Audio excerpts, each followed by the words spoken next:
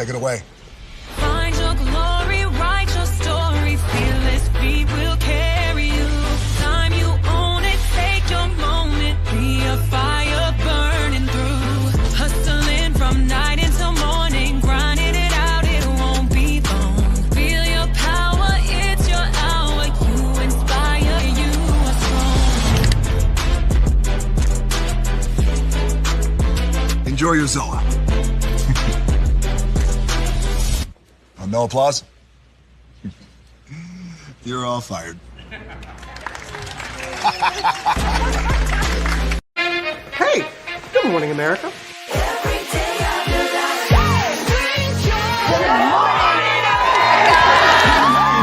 Good morning, America. Good morning, America. Good morning, America. Money. Are you ready? They are ready. Covering the biggest events in the country right now. There's a lot going on here this morning. It's always a good time. That's what the show's about. That's good. Really good. Very good. Coming in hot. Jimmy coming in hot. It's far from elementary. Oh. Good morning, America. I'm not going to try to strut like Michael or anything. I have known George a long, long time. Have you ever gotten him to dance? Look at that face. You don't just see it, you feel it. I'm in. I'm in. I'm in too. I'll be there. I am here and so happy. I'm in. I'm in too. I'm in. That tells you something when Snoop Dogg's in. Michael, George, Lara, Ginger. Prepare for a journey beyond imagination, beyond belief, beyond anything you've experienced before. Universal Epic Universe, a new theme park where you'll step through extraordinary portals to 5 immersive worlds. Prepare for a cosmic voyage of discovery, an isle of fire-breathing excitement, a shadowy world of monsters and mystery, new wonders in the wizarding world, and a new way to play. Plus the splendor of a magnificent resort hotel overlooking the park. It's all new excitement at Universal Orlando Resort. A week's worth of vacation thrills with 4 amazing theme parks, a variety of spectacular themed hotels, and incredible dining and entertainment. It's all at Universal Orlando Resort, where you'll find new adventures every day. Explore the astonishing worlds of Universal Epic Universe at Universal Orlando Resort.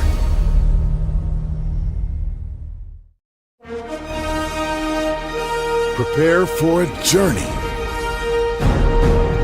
beyond imagination.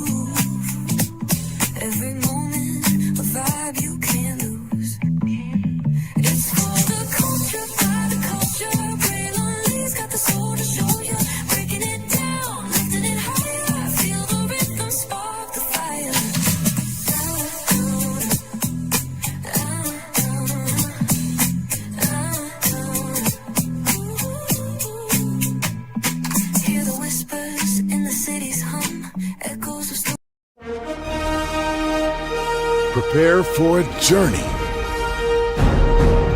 beyond imagination, beyond belief, beyond anything you've experienced before. Universal Epic Universe, a new theme park where you'll step.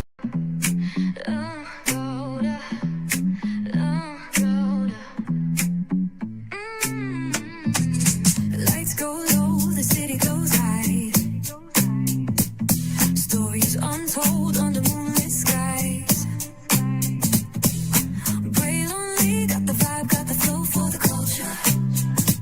Yeah, you already know. Turn it up, lean back, feel the breeze. Late night truths drifting through the trees. It's for the culture, by the culture. Pray lonely's got the soul to show you. Breaking it down, lifting it higher. Feel the rhythm, spark the fire.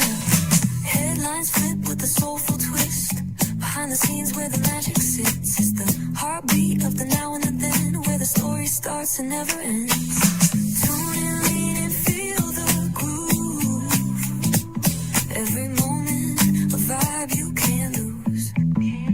It's for the culture, by the culture. Pray lonely's got the soul to show you. Breaking it down, lifting it higher. Feel the rhythm, spark the fire.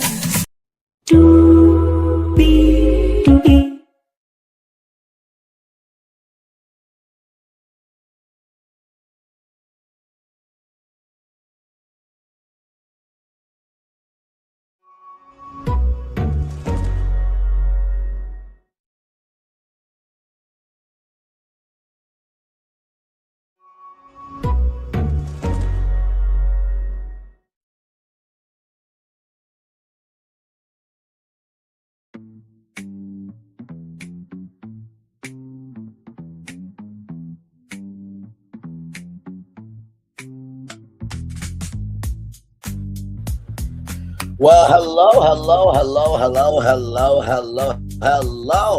to you, and you. Welcome into another edition of Brantley's Virtual Tour Live. We are live on tour, y'all. So much is going on this morning. There was even some destinations that were breaking as I was getting ready to come on tour with y'all. Like, it's just, the culture never ceases. It really does not. We're going to talk about two things that have just broken.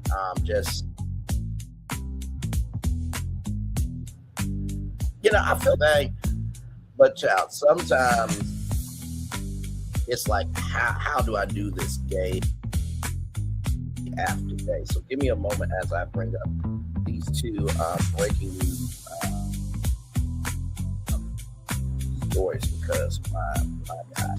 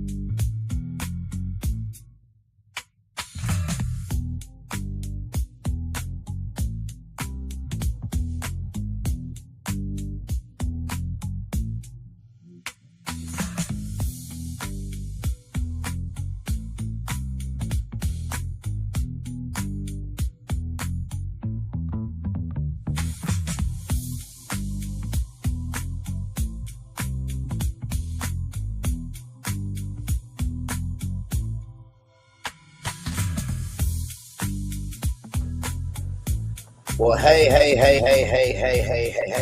everybody. Thank you so much for your understanding here. Y'all, things happen when we're live on tour. But anyway, like I was saying before I was so rudely interrupted, we got 1, 2, 3, 4, 5, 6, 7, 8, 9, 10 destinations for you all. Malcolm Jamal Warner, the widow, is suing his mother. Yes, we're talking about that this morning. Chadwick Boseman, apparently the estate and his brothers and his family does not want the wife to be a part anymore, but there is more to that destination. We won't get into that. Nolan Wells, the independent autopsy is out. We will talk about that as well. 47, in the words of Whitney Cummings, was caught in sex traffic. Okay, that was a joke that was cut out of a comedy special from Netflix, I believe. But Netflix did not cut the joke. I just want y'all to know that. But wait till you hear what's being cut from the EEOC, right? And then some international relations news that this has been out here for quite a while. I did not know how to bring it to y'all, but we're going to culturally be trepidatious about this, okay? About how we go about it. Something big going down at Howard University with some freshman students. We'll talk about that. Black women, there is a surge for workplace reform. Of course, it was Black Women I think it was Black Women Payday or something to that degree. We'll get into that as well. Kroger is showcasing Black-owned businesses in a huge way. Shout out to that. Dale Sanders is a pastor that deceived the church. We'll talk about that. And the concubine of the MAGA movement, well, one of the concubines, the other concubine is Nicki Minaj, but this concubine, Emperor Rose, is suing. Child, we got a whole lot to talk about, a whole lot to get through. Let's get to it because higher is waiting, low is available. But either way, we got to go on tour. Yes, indeed, we do. Let me take down this iconic intro here. You see that virtual tour background? Yes, you do. You hear that virtual tour music? Yes, you do. And one thing to know and two things for sure that over here on this channel, a lot happens. Wait for it, everybody. Early rolling. It's a new morning for America's family. Sun's coming up, so make it all that it can be. You know a lot happens early. I'm Harry Smith. I'm Julie Chen. I'm Maggie Rodriguez. Morning everywhere. Come on, get up. I'm Russ Mitchell. And I'm Dave Price. And it's a little early for this. Now this it's a new morning for America's family. Sun's coming up, so make it all that it can be. You know a lot happens early. Every day's good when you're starting it out right. What a way to start the daylight. And a lot happens early. Can you feel it? And I said, Good morning, everybody. Are you girls ready for the Jonas Brothers? We have an early show exclusive. Yes. A lot happens early. A lot happens Early. The Early Show, weekday mornings on CBS. It's a new morning. Yes, it is a new morning. Julie Chen, Vance, and Russ Mitchell, Dave Price, Harry Smith, Maggie Rodriguez. You are absolutely right on this channel right here. A lot happens early. Good morning, everybody. Let's get to it. I'm going to start with these two breaking destinations, child, because what in the actual hell is going on? I'm going to start off with Diddy, y'all. Oh my God. All right, here we go from NBC News.com right here, okay? As it loads up for us live, ladies and gentlemen. Okay, we are live, so listen. Okay, here we go. Sean Diddy Combs in solitary confinement after a fight with inmate. Of course, says Combs is serving a 50-month sentence on 2 interstate prostitution convictions at a federal prison in New Jersey. Shout out to the New Jerseyans. Oh, wait a minute, are you serious? Oh my God, just a moment. Why I don't get my experience right? Like it should just pop up.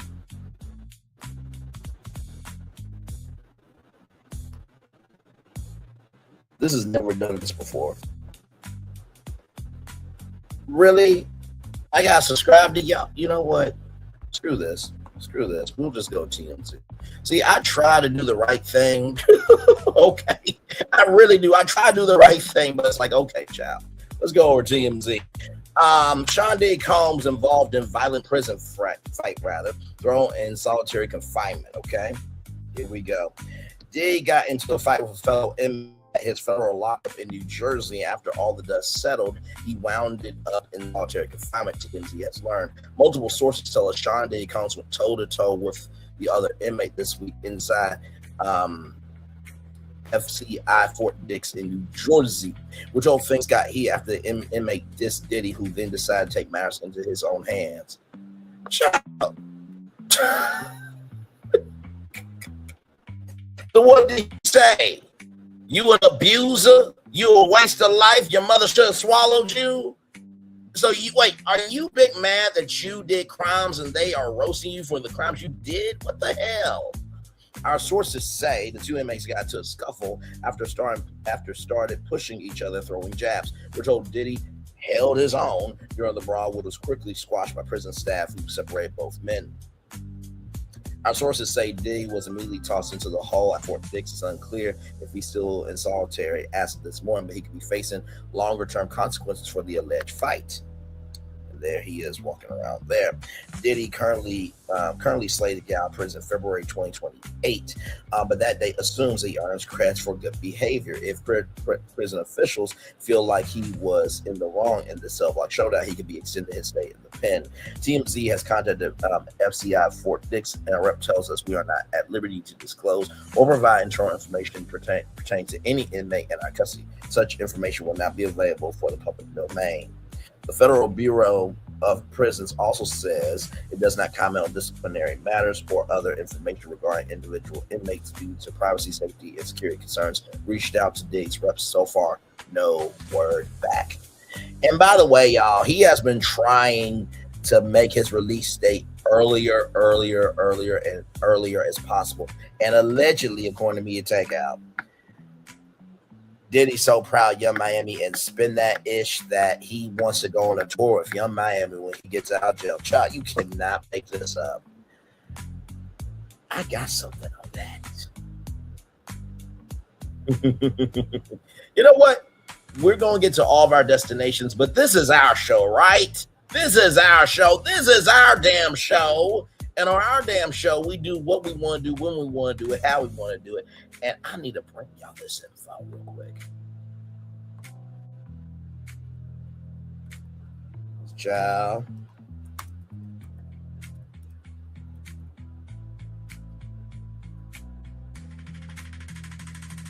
Give me a moment.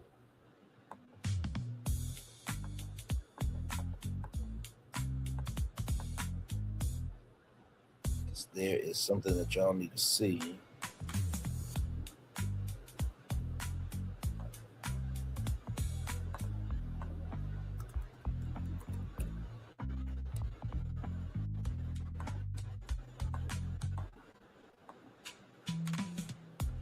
Right here. Now, I don't know if y'all know about this, but this right here, shout out to Willie D. Okay, this right here is something. Let's just watch this. Okay, here we go.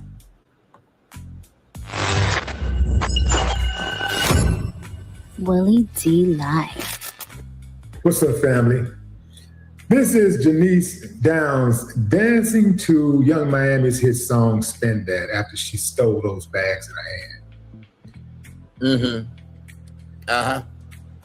And this is 1 week later. Janice Downs, a.k.a. Jenny Smith, a.k.a. Punchy, is back in jail. Downs, a.k.a.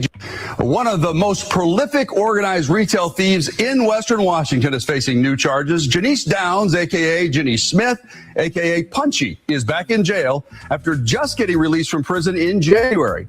Bellevue police say one of the best clues came from a TikTok video made to Young Miami's viral song Spin That, about boosting and scamming.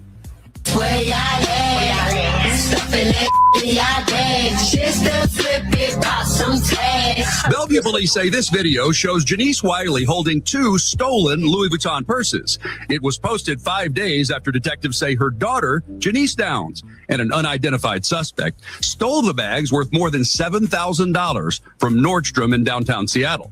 And 2 days after Downs showed the purses on her Instagram account. For us, she's a prolific, organized career theft criminal, and so we're very familiar with her. That's because Bellevue PD special enforcement team busted Downs and her mom 2 years ago for a major organized retail crime spree. They were accused of stealing more than $500,000 worth of Lululemon clothing. So for everybody, saying spin that ish, spin that ish, spin that ish. I wonder if that police department should also sue Young Miami. Now listen, y'all boosted the song, y'all promoted it, y'all elevated everything in between. I had to come out here and do a whole live stream to showcase that India.Arie is the queen and Young Miami is a peasant. I had to do it. Y'all should have just shut your damn mouths, but y'all didn't want to do it. So now this Young Miami Spin That song led to these two individuals being arrested. You cannot. Downs pleaded guilty to 6 counts of organized retail theft. She was sentenced to 33 months in prison with 501 days credit for time served and was released in January. Bellevue PD Captain Landon Barnwell says just 4 months later, Downs was back to her old ways. She would think that, after what she experienced in 2024, that, hey, that maybe, she would change what she's doing. But again, clearly she hasn't chosen to do that. Court documents show Bellevue PD Detective Jeff Christensen recognized Downs in a bulletin sent out by Tukwila Police showing thieves stealing almost $4,000 worth of fragrances from Macy's. See the shower cap she's wearing? He had a similar photo of her from his case 2 years ago. Working with their regional law enforcement partners, he says he then identified Downs in similar thefts at the Macy's in Tacoma and the downtown Seattle Nordstrom. People don't just commit crimes in one location, right? I mean, that, especially when it comes to, the retail theft related crimes, right? They bounce around to many of the retailers in this entire area. In the Nordstrom theft, detectives say surveillance video shows Downs wearing a burqa as a disguise. Detectives say the surveillance video shows how Downs and her accomplice cooperated to steal the purses, distracting the clerk by asking to see other bags on the shelves behind him.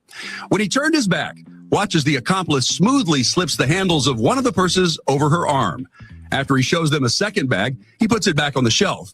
When he went to the front sales counter, police say Downs walked over, made sure he wasn't looking, and grabbed the purse, then held it down low on the right side of her body, opposite over where the clerk was standing.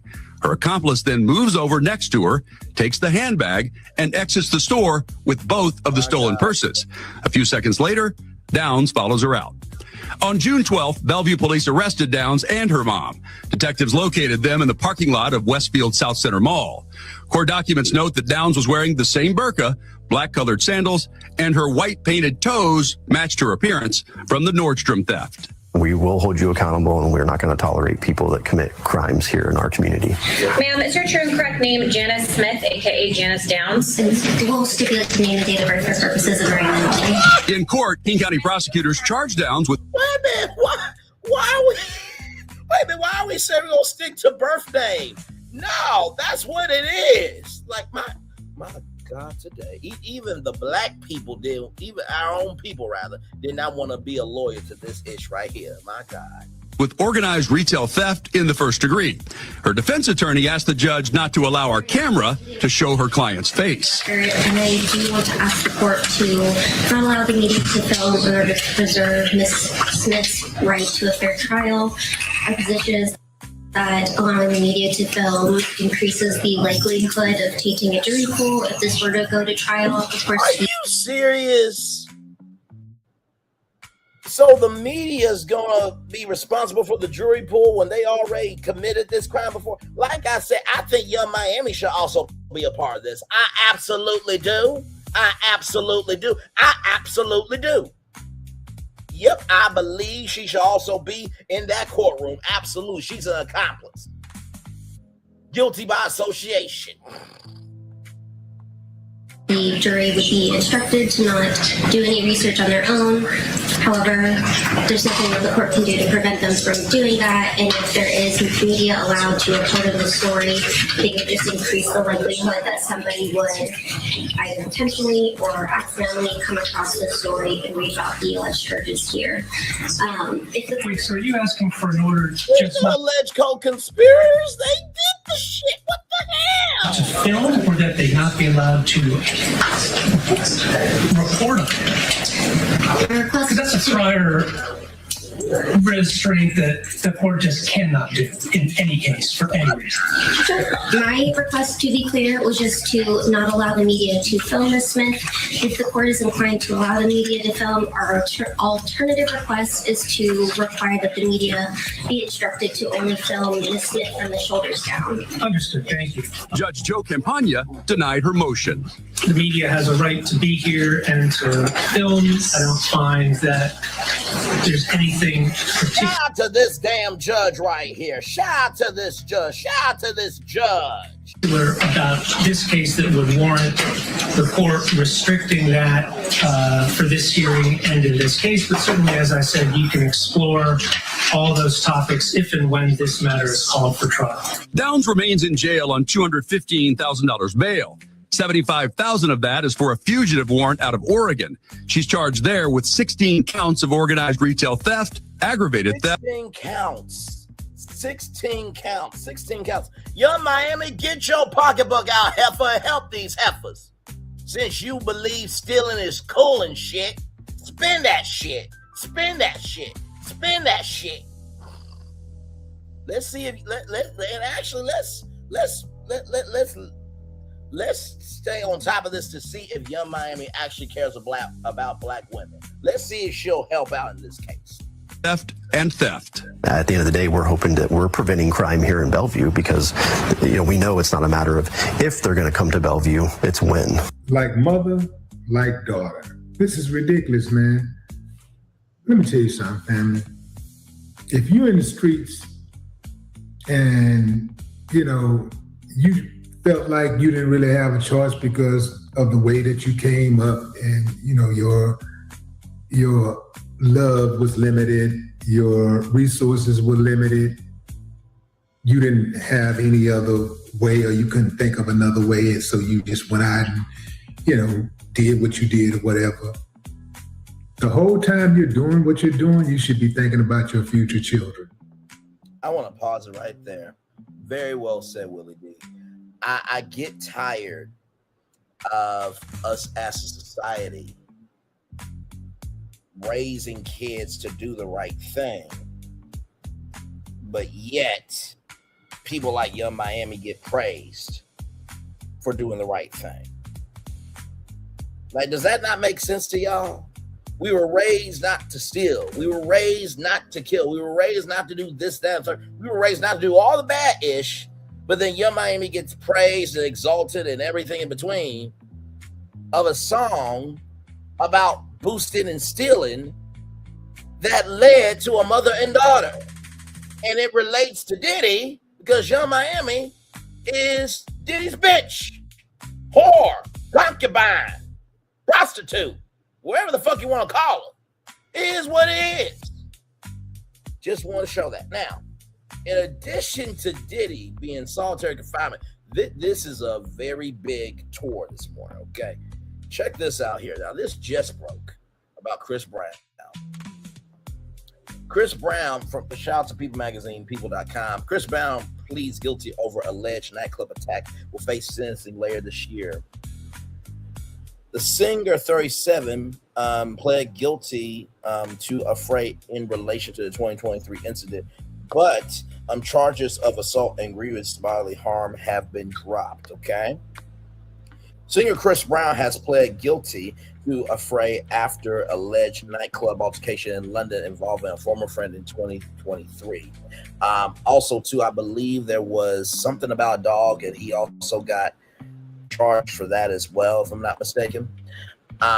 Charges of assault, grievous bodily harm, and possessing an offensive weapon, which the 37-year-old pled not guilty to last year, have been dropped. Brown and his co-defendant, 40-year-old rapper Hoodie Baby, real name Onlu Akinlu, faced sentencing in October. After doing Halloween, you hear the door slam, and there's something lurking in the dark. You try to scream. You think you're gonna get out, but you're not, cause it's a thriller night for Chris Brown. What?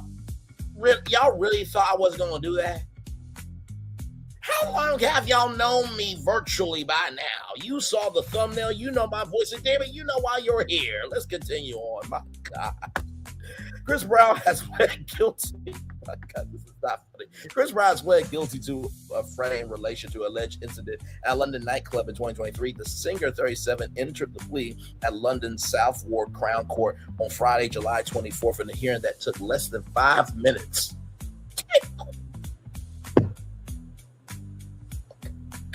The BBC report, his co-defendant, 4-year-old rapper Hoodie Baby, real name Olulu Akinlu, also pled guilty to the charge. Brown was accused of attacking Abram Dar, a former friend, at Tate nightclub in Mayfair on February 19, 2023. In the alleged fight, which prosecutors said was caught on surveillance camera in front of a club per Sky News, Dar was allegedly hit over the head with a bottle of Don Julio 1942 tequila per a complaint by Dahl filed in 2023. Brown and Kinglu previously pled not guilty to charges of assault and grievous bodily harm last June. These charges, along with Brown's charge of possessing an offensive weapon, have been dropped. BBC report. For Reuters, the With You hitmaker was greeted by fans chanting rather breezy when he left court before signing autographs. Brown was initially arrested by London's Metropolitan Police at a hotel in Manchester on May 15, 2025 on suspicion of grievous bodily harm in relation to the incident. He was released on a €5 million bond, which is about $6.7 million in the U.S. currency.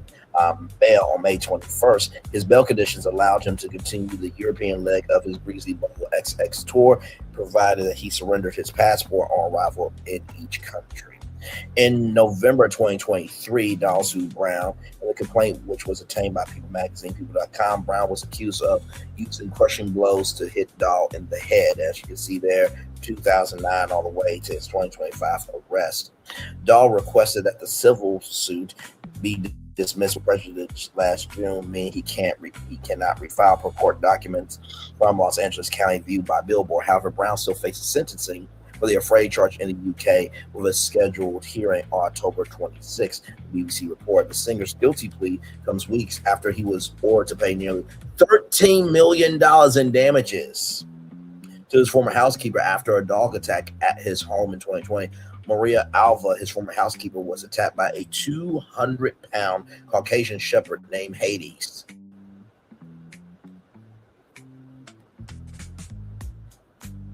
Child, when you lay down with dogs, you end up with fleas. You gotta be careful who you connect to. Why would you name your dog Hades? Why would you allow that dominion in your life? But that's Chris Brown. That's not me. Who Brown owned for security purposes. He claimed he warned Alva, who had been left permanently disfigured as a result of the attack, about Hades' aggression. Okay, regardless, that is your responsibility. Like, no, you get a muzzle, you do what you need to do. Like, bruh, you are not that damn busy that you can't take care of your damn dog, okay? Like, for real, you are not Kendrick Lamar. You're not outside actually productive. It's not like people are actually contacting you for things. Stop it. My God, but after a 2-week trial in Los Angeles, Brown, his company Black Pyramid LLC. Oh, so you also are a pyramid scheme as well. What a shock. Allegedly. Oh, you got to be quicker than that. We're ordered to pay Alva $12.9 million in damages for negligence. Child. So that is what is breaking, right? Here we go. With our destinations now. ShoutsRollingOut.com celebrating 25 years on to the next 25. Malcolm Jamal Warner's widow Tanisha gives icy interview with Gayle King. A revealing interview takes on new meaning, rather. What initially appeared to be a candid conversation about grief has taken on new significance following the revelation of a legal battle over Malcolm Jamal Warner's estate. In a preview of a CBS Morning's interview filmed before the news of the dispute became public, Warner's widow, Tanisha Warner, offered a measured response when co-anchor Gayle King asked about her relationship with the late actor's mother, Pamela Warner. While Tanisha did not directly address whether the two remain close, her comments now carry added weight in the light of a $1.2 million lawsuit she has filed against the Warner Family Trust. So there is the interview right there. King asked, do you communicate with his mom? Are you close to his mom? Warner paused before answering, yeah. Right now, everybody, all of his family members, and everyone who lost him, they are grieving. It's been the biggest loss for us. Rather than focusing on family dynamics, Warner shifted the conversation toward the emotional demands of raising the couple's 9-year-old daughter after Warner's death. My daughter comes first, as King observed that Warner and her daughter have become a unit. I guess I'm a little confused by that because Malcolm Jamal Warner, you and your daughter should have already been a unit. So I'm confused on that. Warner reflected on the limits of grief. The emotional capacity that I have can be very limited sometimes. She said, I have to, for myself, decide what do I have to give right now in this moment. And whatever I give, the first person to get that is my daughter, and then the second is myself. Warner's response avoided directly discussing her relationship with her mother-in-law, Pamela Warner, instead emphasizing the challenges of navigating profound loss while caring for her child. Gayle King, I thought her answer was telling. After the interview preview aired, King revealed that neither she nor the CBS Mornings team knew about the legal dispute when the interview was conducted. We did this interview without knowing about this lawsuit, King explained. I was just really asking this question in passing because Pamela had spoken out that she and her son were very, very, very close. Reflecting on Tanisha's response, King added, I thought her answer was telling. She noted that Tanisha did not indicate that she and Pamela were regularly speaking or grieving together, saying, but I did not know that all this was going on. Inside the estate dispute, one day before the interview preview aired, it was revealed that Tanisha had filed lawsuits in Georgia and California seeking more than $1.2 billion from the Warner Family Trust. According to court filings, Tanisha alleges that she and Malcolm Jamal Warner signed a premarital agreement in May of 2022 requiring the actor to obtain a $1 million life insurance policy naming her as the sole beneficiary. She claims the policy was never secured and argues that the Warner Family Trust established by Malcolm in 1996 and now overseen by Pamela Warner should satisfy the alleged obligation because his estate may not have sufficient assets. I'm kind of confused because, like, I know that the Cosby Show and reruns, should have had some royalties, but as we found out in the Writers Guild of America strike and the SAG-AFTRA strike, that I think one of the actors from Abbott Elementary plays a janitor. I think he got like a penny check. So, but I would have hoped that Michael Jamal Warner, with his celebrity, diversified his investments and, his gift made room for him. But this is heavy. Should satisfy the alleged obligation because his estate may not have sufficient assets. The lawsuits also seek payments that Tanisha said remain outstanding under the premarital agreement, including an anniversary payment, funds related to a Roth IRA, and compensation that she alleges she earned while serving as Warner's chief of staff. In total, she claims she is owed $1,276,042.46, along with interest, attorney's fees, and an order preventing trust assets from being distributed while the case proceeds. Attorneys representing Pamela Warner have not publicly responded to the allegations. I had no choice but to take action. Following the news of this lawsuit, Warner released a statement saying she has spent the past year attempting to solve the matter privately. For the last year, I've attempted to privately settle the matter to sell my beloved husband's complicated estate and honor his last wishes. She said Malcolm had every intention to provide for our 9-year-old daughter and me. She also claimed her late husband had been close to finalizing a new estate plan before his death, but was unable to complete the process. I have been struggling to care for our daughter as a single mom and now as her sole provider. Tanisha added, legally, I had no other choice but to take action to protect our rights before any potential statute of limitations expired. Warner, beloved for his role as Theo Huxtable on the Cosby Show, died in an accidental drowning while vacationing with family in Costa Rica on June 20th, 2025. He was 54 years old. As the family continues to mourn his loss, the unfolding legal battle has added another deeply personal chapter to the actor's legacy. Oh my God, heavy. So what do I think about this destination? Well, first of all, like I said before, it goes to show whether you are known or unknown. Family is complicated. And if there is legitimate paperwork, right? And I say legitimate because you want to have this ironclad. I do remember that I think it was Giselle Bryant, right? And Giselle Bryant said that her dad was not able to have the capacity to be coherent to sign the will and all that. And that, Giselle Bryant's dad had a will in another form. If there are documents saying that, then she deserves her money. Point blank at the period. It just saddens me because I know Malcolm Jamal Warner would not want this at all. He would not want his widow and his mom not getting along. I just feel the heaviness right now because I'm thinking about my sister and what she's going through, and she's amazing in every way. And just lets me know that the truest work, that will be the hardest work that we will ever do, is being in relationship with each other as human beings. So I send nothing but light, love, and prayers to the Warner family. Still mourning the loss, and to his Hollywood family, and of course to the widow and the 9-year-old daughter. And I just think about that 9-year-old daughter, man, waking up every day and just not having her dad. It's almost like Amanda, my good friend and coworker, who I talked to her one weekend. She wasn't here the next, and I think about her every day. So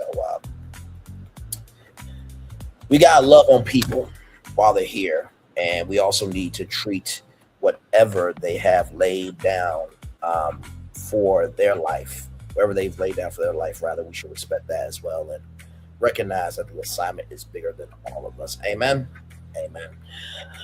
Whew. Now, as we collect ourselves here, I want to bring this up here because the Bozeman family wants the widow of Chadwick Bozeman to not be over the estate anymore.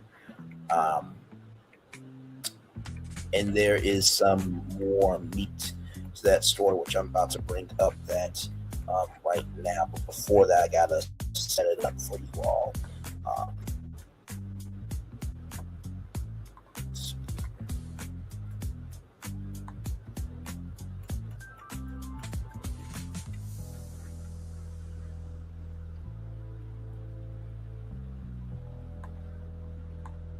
Like I said, hopefully everybody's having a good Friday morning here.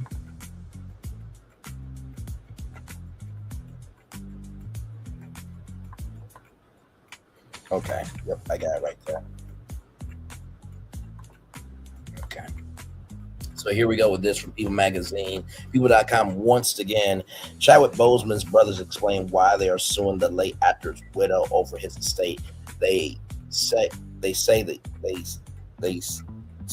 seek clarity, rather. Boseman's brothers, Kevin and Derek, filed a petition against Taylor Simone Leonard, in a Los Angeles court on July 17th. Chadwick Boseman's brothers are speaking out after filing a lawsuit against his widow. Our hope is that this process brings clarity, honors the court orders, and ensures the responsible stewardship of Chadwick's legacy. Their statement reads in part, Derek and Kevin Boseman allege that Taylor Simone Linwood has not properly distributed assets from Chadwick's estate nearly 4 years later. Chadwick Boseman's brothers are speaking out after filing a lawsuit against their late brother's widow. In a statement released on July 23rd, brothers Derek and Kevin say that for years our parents have sought clarity regarding matters connected to the estate of our brother Chadwick Boseman, including his intellectual property and legacy. This action was filed on behalf of and with the authority of our parents, Leroy and Carolyn Boseman, who assigned their respective interests in the estate to Boseman Family LLC. That is their new company that I talk about here on Brantley's virtual tour live. Derek and Kevin Boseman initially petitioned a Los Angeles court on July 17th to remove Chadwick's widow, Taylor Simone Ledward, also known as Simone Ledward Boseman, as administrator of his estate, alleging in documents obtained by People Magazine, People.com, that Ledward has not properly distributed Chadwick's remaining estate assets. So those are the two brothers right there. Yes, right there. Those are the brothers. Our family was unaware until recently that nearly 4 years after the court's October 4th, 2022 order for final distribution, the administrator had not closed the probate estate. Our petition seeks enforcement of the court's order and relief requested in the filing. The Boseman family statement continues. Because this matter is now before the court, we will respect the legal process while remaining focused on the facts set forth in the petition. According to the petition, Ledward is entitled to 50% of Chadwick's estate because Chadwick died without a will approximately 6 days after they wed in 2020. Chadwick's parents, Leroy and Carolyn, are entitled to 25%. However, Kevin and Derek claim in their petition that Ledward continues to exert unilateral control over Descient's estate, denying Descient's family long overdue closure or participation in decision making regarding matters affecting Leroy and Carolyn's interest in Descient's estate. There they are right there. The Boseman brothers also allege in the filing that Chadwick's estate includes additional assets beyond previously outlined bank accounts that had a $40,000 life long-term care policy. Policy. Yes, such as royalties and residuals, image and intellectual property rights, real property, and previously undisclosed bank account at C&B and other personal property. According to the petition, Ledward never distributed the life long-term care policy to Carolyn, and one Chadwick's bank accounts and his IRA remain inexplicably open, although the contents are unclear to Derek and Kelvin, rather. Numerous residuals from SAG-AFTRA are also allegedly unaccounted for. On behalf of our parents, we are committed to ensuring that transparency, accountability, and respect guide the resolution of these matters. Our hope is that this process brings clarity, honors the court orders, and ensures the responsible stewardship of Chadwick's legacy. The Boseman family statement continues, we love our brother, and we remain committed to preserving his legacy with dignity, integrity, and respect. Attorneys for Ledward didn't immediately respond to people's requests for comment. Chadwick died in August of 2043 after a private 4-year battle with colon cancer. Derek and Kevin are seeking to appoint Jason Rubin, a private professional fiduciary and forensic accountant, as administrator of Chadwick's estate in place of Ledward. While these matters proceed through the appropriate legal process, we remain focused on protecting our parents' interests, honoring Chadwick responsibly, and continuing the purposeful work we are building through the Boseman Family LLC. The statement concludes. So, first of all, once again, another family situation here. This is why I think about this destination. This is actually factual in the paperwork, right? So the filing, which was obtained by People and also to TMZ here, which shout out to the Jasper brand right here. The filing obtained by TMZ claims Taylor has kept the family in the dark about the estate stats, despite a 2022 court order granting Chadwick's parents, Leroy and Carolyn, a combined 50% stake, with Taylor overseeing the remaining half.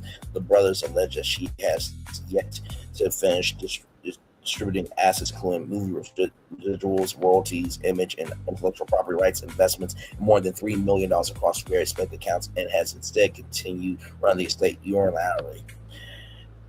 Specifically, the brothers say outstanding terms include transferring a long-term care insurance policy to their mother, closing out and distributing funds from Chadwick's bank accounts, accounting for #SAG after residuals earned posthumously, and collecting unclaimed property. They claim this has left their parents without money and insurance. Their owed blocked business opportunities tied to Chadwick's legacy and allowed Taylor to keep profiting solely from his name and image, despite repeated pleas to resolve things. Kevin and Derek are asking the court to hold Taylor in contempt for violating the 2022 orders, requiring a full accounting within 30 days, permanently stripping her administrative role in favor of attorney Jason Rubin, bar her from signing major estate contracts without family approval, and make her cover their legal fees. And right here, Miss Candace Hazard, I think, has the best comment here. Y'all don't read and sat a judge already, or that his parents have a 50% stake clearly for a reason. I'm always #team life, but if a judge makes an order, you do what you're ordered. And that's where I'm at with it. You just do what you're told, and hopefully this works out. Like, I feel like Malcolm Jamal Warner and also Chadwick Boseman, which I'm just going to say it, those two would have been an amazing comedy duo. You know what I mean? And just a movie duo, but unfortunately, we no longer have those brothers here with us. But yeah, I just hope everything works out just a-okay. All right, y'all. Let's talk about Nolan Wells, everybody. Shout out to blacknews.com. Nolan Wells' family releases their own autopsy findings, possible injury to the back of his head discovered. Now, this is the independent autopsy that was paid by Colin Kaepernick. So shout out to Colin Kaepernick for always doing good in the neighborhood, for sure. And shout out to Nessa being a great queen as well. The family of 18-year-old college football player Nolan Wells shared the preliminary findings from independent autopsy as they continue to seeking answers about his death after a 4th of July outing on Horn Island, Mississippi, during a July 22nd news conference. Civil rights attorney Ben Crump presented the report prepared by forensic pathologist Dr. Roger J. Mitchell. Dr. Mitchell said he cannot determine either the cause or manner of Wells' death based on the available evidence, and stressed that the additional investigation is still needed. While he could not rule out the possibility of foul play, he also found no fractures or major internal injuries that would clearly point to a violent assault. According to People Magazine, People.com, Dr. Mitchell explained that several factors limited his examination. He did not have access to Wells' body immediately after his death. Some portions of the body remain in law enforcement custody, and decomposition had progressed significantly before the second autopsy was performed. As a result, he acknowledged that bruises or other soft tissue injuries could have disappeared before his examination. He did, however, identify a large area of unexplained red discoloration behind Wells' ears at the back of his head. So red discoloration, that usually means blood. Although no cuts or skull fractures were found in that area, Mitchell said the cause of the discoloration remains unknown. The independent autopsy was also unable to answer several important medical questions because Wells' organs had already been examined during the official autopsy. Hopefully those organs are still in there because there is such a thing as the black market, everybody. Okay? All right, let's just move right along. Mitchell could not expect the lungs, stomach, or throat structures for evidence that might indicate drowning or other contributing factors. His report concluded with 7 unanswered questions, including how Wells entered the water, whether he was conscious beforehand, the position of his body when discovered, whether water was present in his airway, whether there were injuries to his neck or signs of internal bleeding, what was found in his stomach, and what the pending toxicology results will reveal. Mitchell did not conduct an independent toxicology analysis.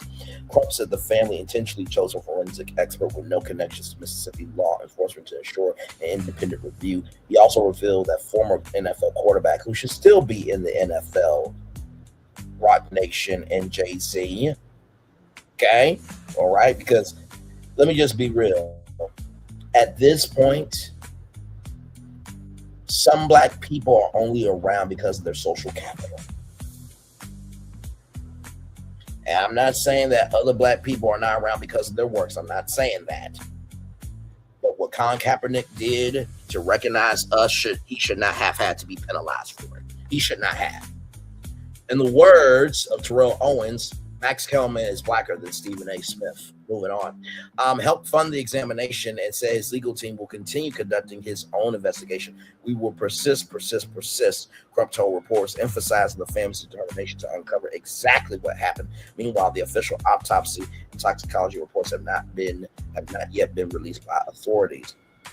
According to investigators, Wells disappeared on July 4th after attending a gathering on Horn Island, a barrier island off of the Mississippi Gulf Coast. His body was found in the water 2 days later. Jackson County Sheriff John Ledbetter has said investigators believe Wells chose to remain on the island after his friend left, expecting to return to the mainland with someone else. However, Wells' family has questioned that account, pointing to statements from a young woman who reportedly said Wells had planned to return to the boat instead. They also have raised concerns about why his cell phone remained with his friends rather than with him. One of those friends later told ABC News Wells intentionally left his phone on the boat because he expected to spend time swimming.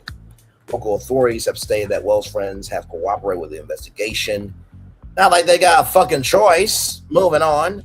And that they have not found evidence of foul play so far, although they continue to emphasize that no official cause of death has been determined. Jackson County coroner has said the final autopsy results take several weeks. Wells was set to turn 19 in August, played wide receiver at Southwest Mississippi Community College. His family remembers him as a kind, compassionate young man who brought people together and was committed to creating a future for those he loved. So, like I said, Nolan Wells, we love you, we value, we embrace you. You should still be here. And, you know, I'm really getting sick of people playing in my face.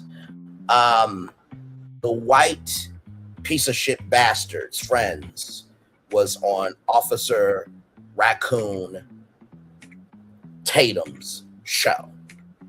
And I want to show you Officer Tatum, because he said something recently on the Stephen A. Smith show that I just want y'all to see.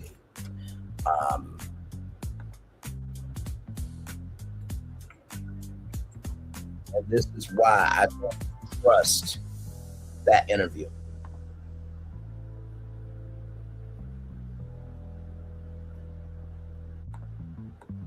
So shout out to Tim Black TV for this. Let's roll it.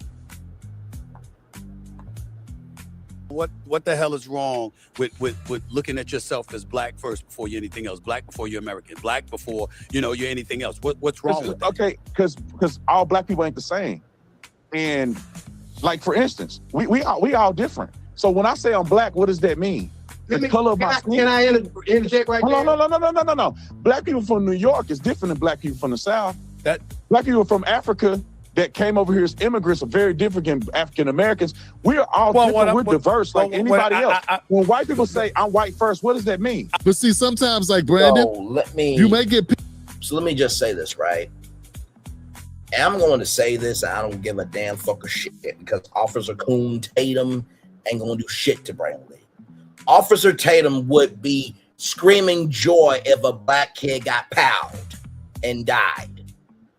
Officer Coon Tatum would be excited if a black man got powed and died. Officer Coon Tatum would be excited if a black woman got powed and died.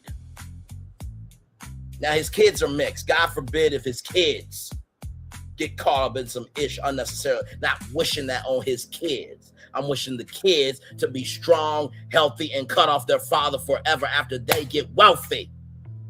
God forbid if his wife gets caught up. Not wishing that on the wife. And do you want to see something else? Let me show you something else.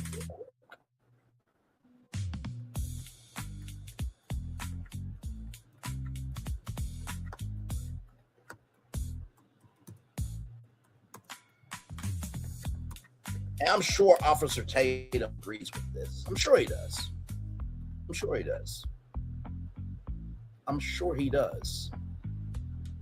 Now, this was 8 years ago, okay? Sometimes media is still relevant to what's going on today, okay? All right, here we go. Roll it, Lester. The video shows a Cobb County, Georgia police officer talking to a woman in a car he pulled over on a traffic stop. She's unwilling to move her hands, afraid, she says, of getting shot, and he tells her, don't worry. But you're not black. Remember, we only kill black people. Yeah, we only kill black people, right? All the videos you've seen, have you seen black people get killed? So Officer Tatum agrees with that logic. So that's why I don't trust that interview. And if anybody else trusts that interview, you are a piece of shit bastard who should have been swallowed by your mother. Okay? All right? And I don't want to hear from Megyn Kelly because, child, she don't like Haitians. She said as long as you were in blackface, you know, in a costume manner, if you're not making fun of people, I thought it was okay. She said that on NBC News. Live, everybody. You would think after the president said blood coming out of her wherever that she would not support the president, but she does.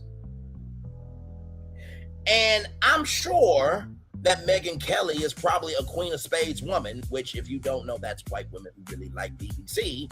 And Officer Tatum would probably be the slave to Megyn Kelly because Megyn Kelly will be master to Officer Tatum. Let's continue on. I can't. All right? Moving on. Now, child, in the words of Whitney Cummings, like I said at the top of the show, the president 47 was caught in sex traffic. That was a joke that was cut out of the special. But she is right because check this out from Black Enterprise magazine, blackenterprise.com. EEOC race and sex report almost a wrap thanks to 47's administration. The EEOC has voted to begin dismantling the requirement. The United States Equal Employment Opportunity Commission, EEOC, has voted to begin rescinding a decades-old requirement that large employers submit annual workforce demographic data by race and sex. Critics of diversity, equity, and inclusion applaud the move, arguing that it will reduce regulatory burdens, while critics warn that it can make workplace discrimination harder to detect. You know what's funny? I want to bring up something.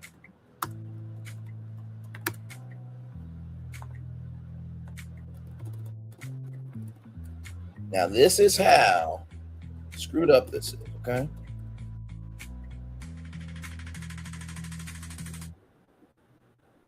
Give me a moment. And y'all may not know about this.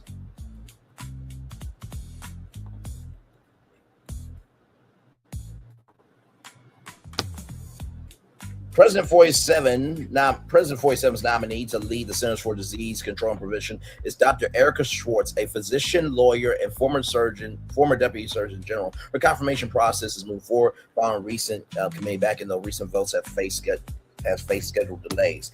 So a black woman, the president has nominated to run the CDC.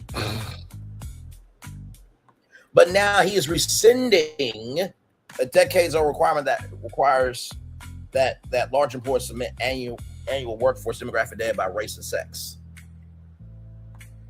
You can't make this up.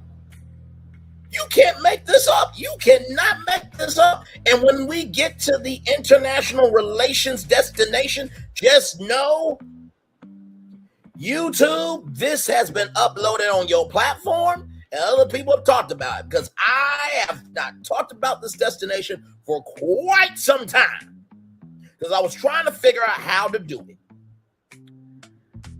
And child, when we get there, just follow the bouncing red ball, okay? Let's continue on. Oh, my God. The current EEOC reporting requirement. In a 2-1 vote on July 21st, the Republican-led commission approved a proposal to eliminate the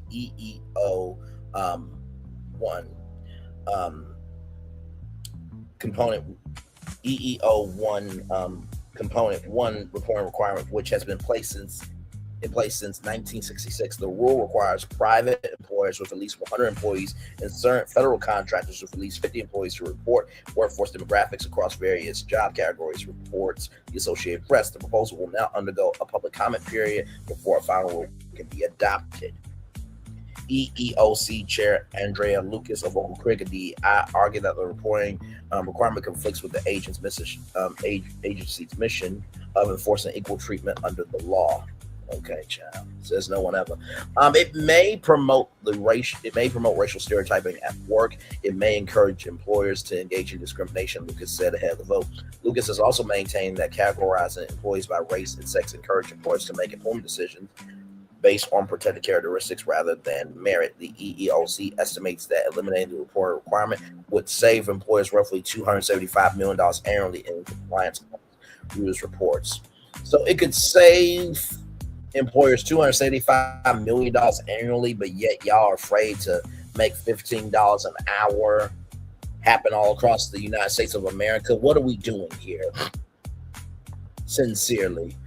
In compliance cost rules reports. Another way to eliminate DEI efforts, civil rights organizations and Democrat Commissioner Kaplana Cortagal strongly opposed the proposal, arguing that EEO-1 data has long served as one of the federal government's most important tools for identifying patterns of workplace discrimination and tracking employment opportunities for women and racial minorities. Cortagal also warned that ending the requirement would weaken the agent's abilities to reinforce anti-discrimination laws and reduce transparency around workforce diversity. Civil rights advocates similarly contend that the data helps employers evaluate their own hiring and promotion practices while providing researchers and the public with a clearer picture of workplace equity.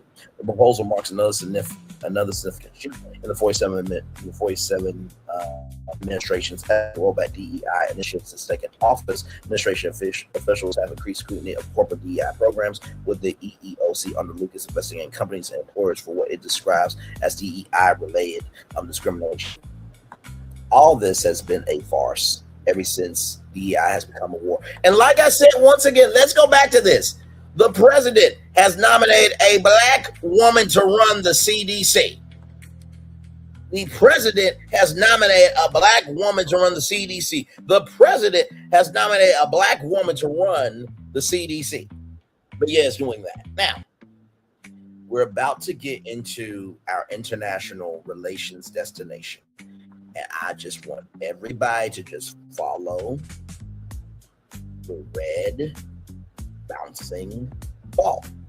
Okay? Just want you to follow it and trust me. Okay, this is being reported. All right, so I don't want to hear it from YouTube. Okay, all right, here we go.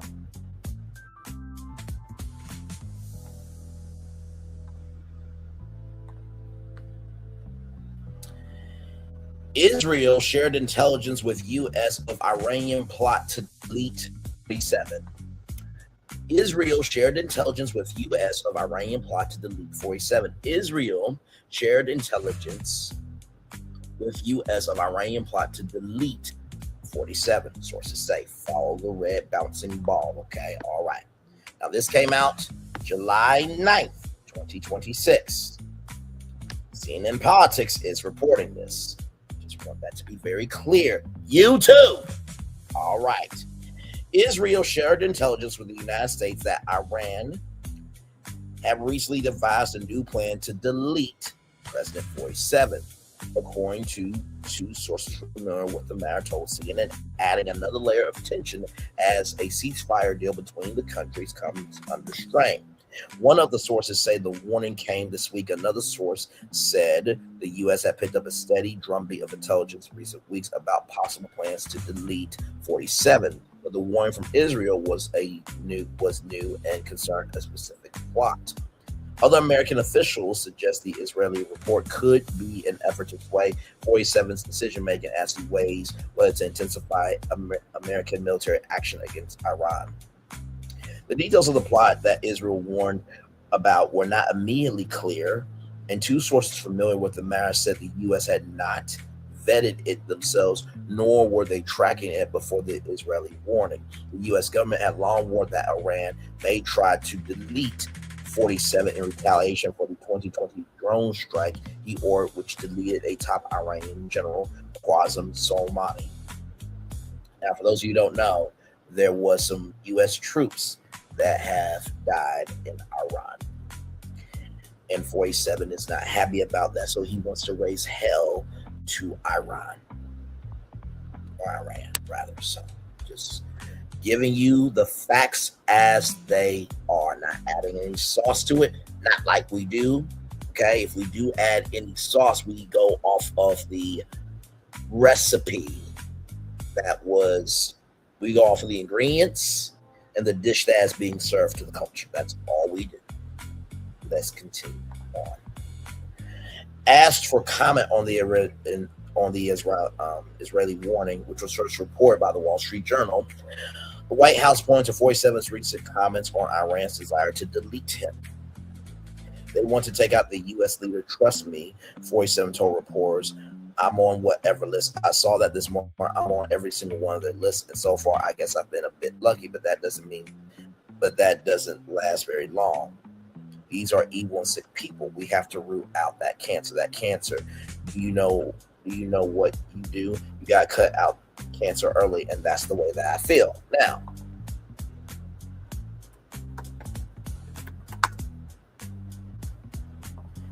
I just want to say this, okay?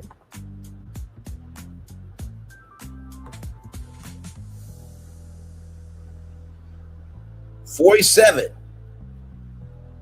claims United States arrested Venezuela's president." 47 says United States carried out a large-scale operation resulting in the arrest of Venezuelan President Nicolas Maduro and his wife. So, he says that there are some very sick individuals, right? Let's go back to his words. I'm utilizing facts here. I'm not adding any sauce to it. They want to take out the U.S. leader, me. But yet, you arrested another country's president. I just want to show you the facts as they are. Let's continue on. Layer 47 said he recently learned of a new list that ranked him as Iran's top deletion target. It is not clear if he was referring to the new Israeli intelligence information. Over the weekend, a crowd of Iranians called for 47's death during funeral proceedings for the slain supreme leader, Ayatollah Ali Khamenei, who was deleted at the start of the war. Tensions have ramped up between the United States and Iran in recent days, with the two sides trading threats and strikes as a 60-day ceasefire ending hostilities is in tatters. Two sources familiar with the U.S. intelligence, with recent U.S. intelligence, have said that the intelligence community is tracking several factors who have discussed attacks but haven't taken action. One said that the U.S. intelligence agencies have been concerned that Iran would target a number of current and former senior officials, but that source said that the Israeli report is reviewed in part as piece of a broader Israeli effort to influence 47's decision-making on Iran. Some of the intelligence community are always skeptical of Israeli reporting, the source said. Israeli Prime Minister Benjamin Netanyahu, which Zohan Mandani wanted to arrest Benjamin Netanyahu, but through the law, he cannot do that. Has voiced deep doubts toward Trump, 47's efforts at diplomacy with Iran. He has clashed with 47 over Israeli military action in Lebanon, which has complicated the talks. The two men spoke by phone Thursday, and Netanyahu is expected to visit Washington soon for talks with the president. On Thursday, another U.S. official said diplomatic efforts with Iran are still underway behind the scenes, despite a resumption of strikes between the two sides. At 47's declaration a day earlier that the memorandum of understanding with Iran was over. Washington and Tehran are working toward reaching a nuclear deal by mid-August. Multiple officials said that there have been preparations for potential strikes if needed Thursday night, but they were foregoing them in favor of diplomacy. Earlier Thursday on the USS Abraham Lincoln cruise loaded up fire jets with armaments and pilots with ornaments, and pilots rather did drills in the event that they were called in to conduct strikes. The aircraft carrier's commanding officer, Dan Keeler, told the thousands of crew members on board things were heating up. As preparations were underway, fighter pilots continued to operate routine defense operations with flights taking off throughout the day and night. This developing story has been updated. So, you know, like I said, this is news. Okay, I just want that to be known. I am not condoning this at all. Believe me, I'm not condoning this at all. I am just showing you this because if we are not aware of what is going on, information can be used as a weapon. Information can be used as a weapon. Information can be used as a weapon. And so, you know, it could be that if they don't like the U.S., then they can also do an attack on the U.S. So I just wanted to say that to y'all because, and like I said, I'm trepidatiously being careful here, and just reporting the facts as they are, right? I'm trying to find it here.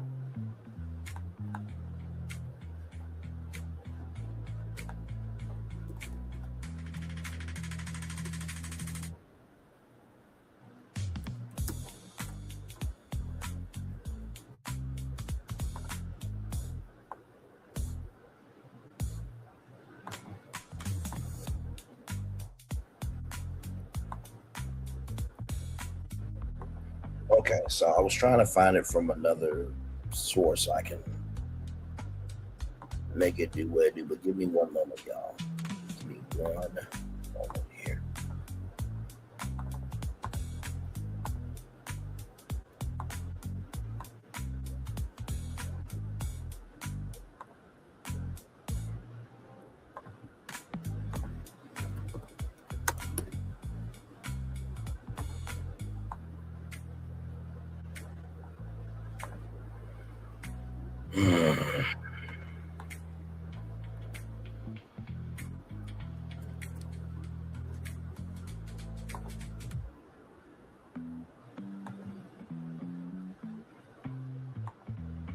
Oh yeah, I gotta show y'all that too. Oh my god, I gotta show y'all that too.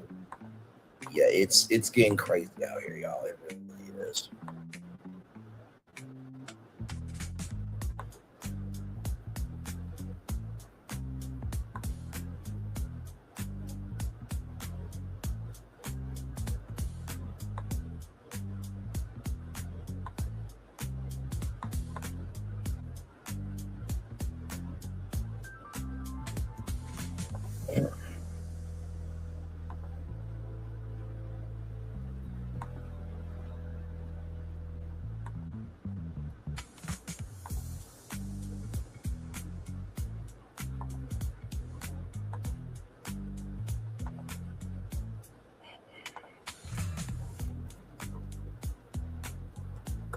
Sorry, y'all.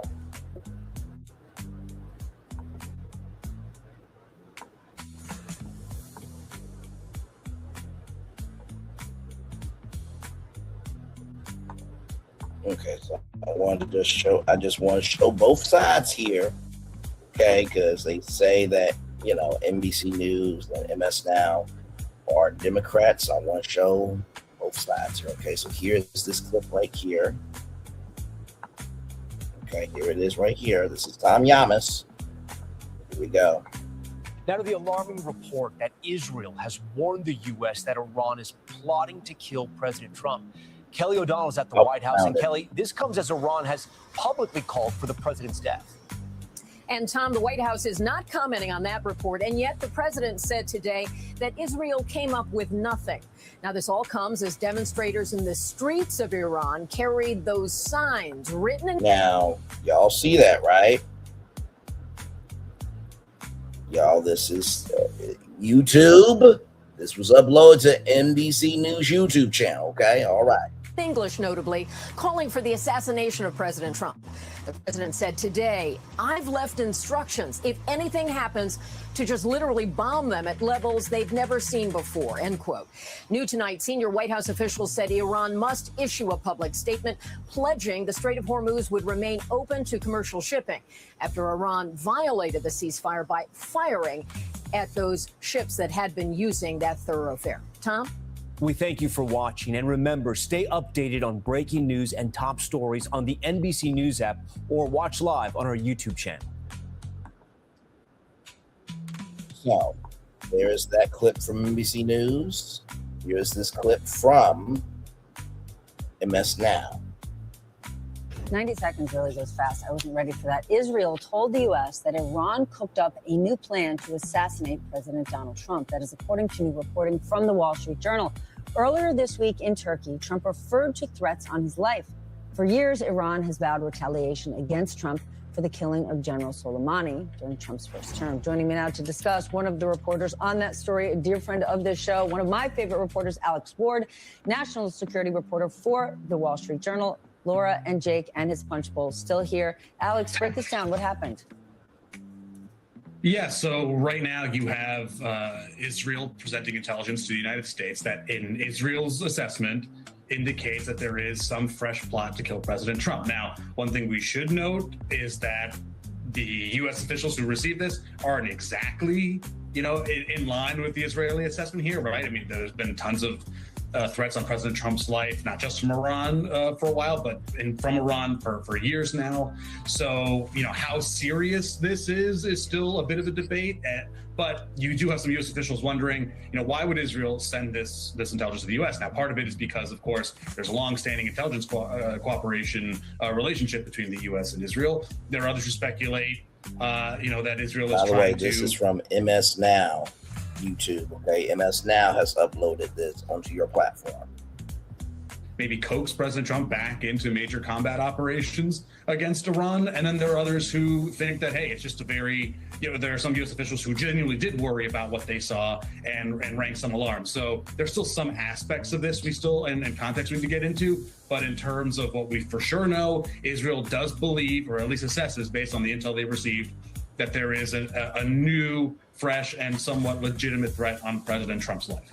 Trump wants out of this war, right? A U.S. official told our network that despite what Alex has just reported, that the U.S. will continue talks with Iran.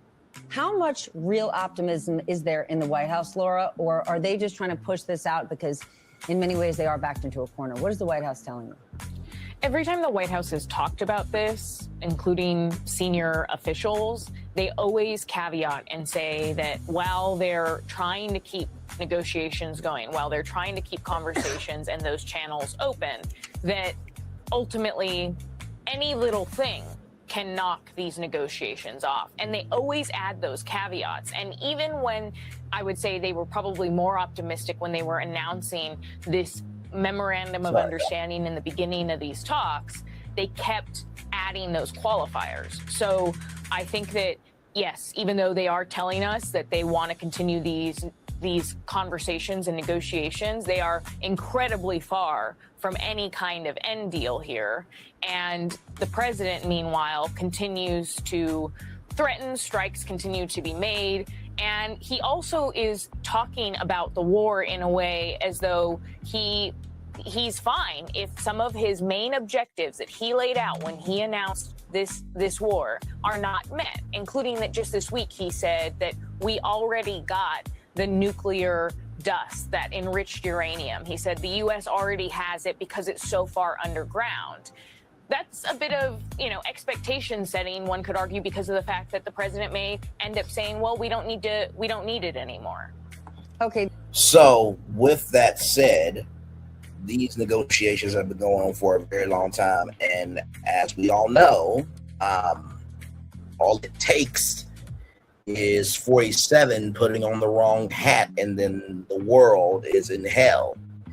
For those of you who are wondering what I'm talking about, there was a report at one time that depending on the color hat that he would wear would depend on the day that the White House would have.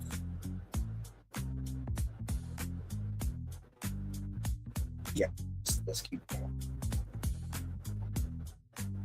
Okay, then 2 questions. Alex, is there any evidence backing up that we've got the enriched dust? Because remember, when he launched the first strike, it was, we've got a nuclear weapon, it's going to be done in 2 weeks, and they're going to use it. He didn't prove that. His latest claim, A, has he proven it? And B, this ceasefire, do you consider it a turning point or just another bump in a very long road? Well, in terms of the nuclear dust, you'll be surprised to hear that President Trump doesn't always speak fully and with clarity. I think what he needs to have got it is that the enriched uranium. Stephanie tried so hard not to laugh at that. She really did. After Operation Midnight Hammer last year to destroy the 3 Iranian nuclear sites. And in Trump's estimation, or at least new comments, he's basically saying Iran can't get to it. The only way to get to it would require American or even Chinese excavation equipment. And so in a sense, Iran has no access to that enriched uranium, which therefore will make it hard for them to make a nuclear weapon.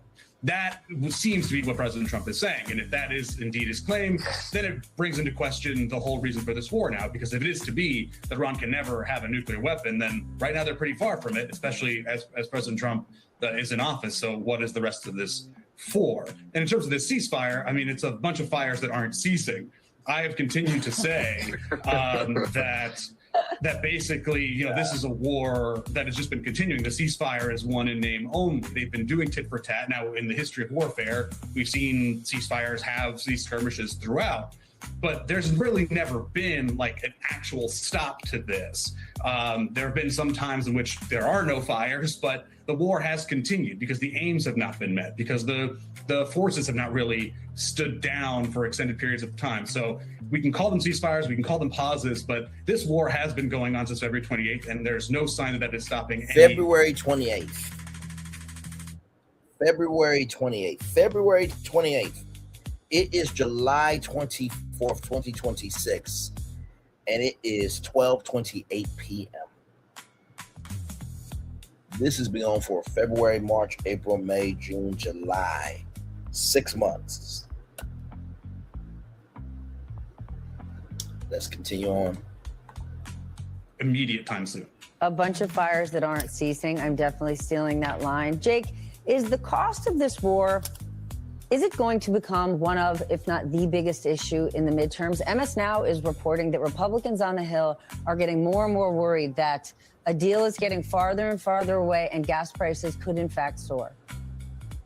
Running an online Well, brand? the thing is, they've already been soaring because we have talked about the airline industry, right? And how Spirit Airlines had to declare bankruptcy, not just because they were in debt, but because of the oil crisis. JetBlue, I think, is in what, $1.4 billion worth of debt. We reported on that as well here on Brainley's Virtual Tour Live. So prices have been going up like crazy. I think the problem that 47 doesn't realize is just because you have power doesn't mean you get to negate other countries' power either. Because if they're controlling the oil, then they also control the U.S. economy. Now, you're probably thinking, Braylon, what do you mean by that? Well, if gas is too damn high, right, and people need to go to work, then they can't go to work because if you can't afford the gas to get to work, then guess what? The business is not making any money, which is not going back into the U.S. economy. You see. And when you're pricing everything with tariffs out the wazoo, guess what? Consumers are hurt by that. And so because consumers are not getting a decent wage, they can't buy those products. So that means companies go out of business.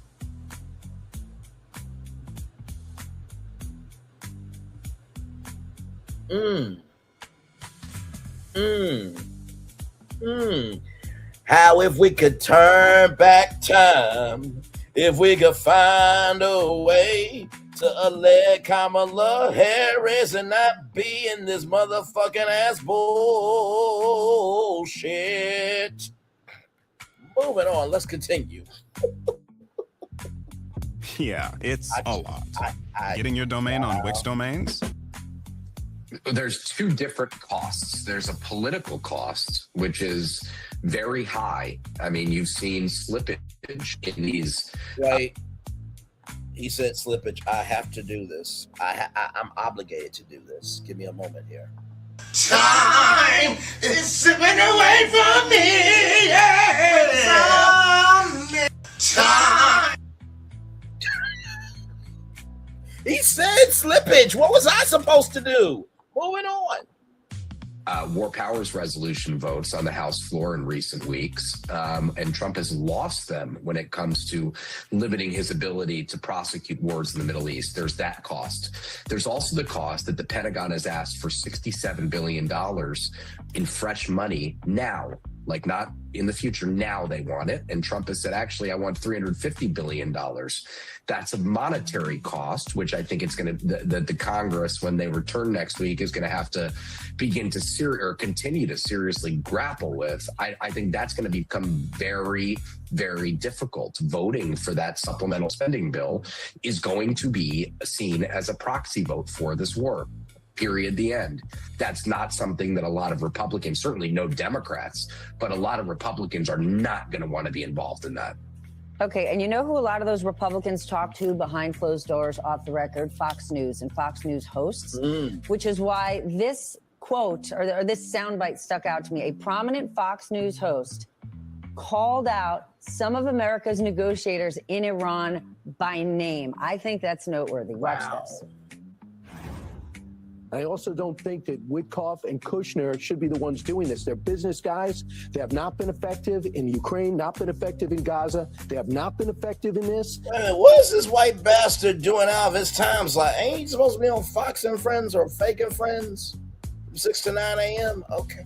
They can't have three portfolios to begin with. We have a State Department for a reason.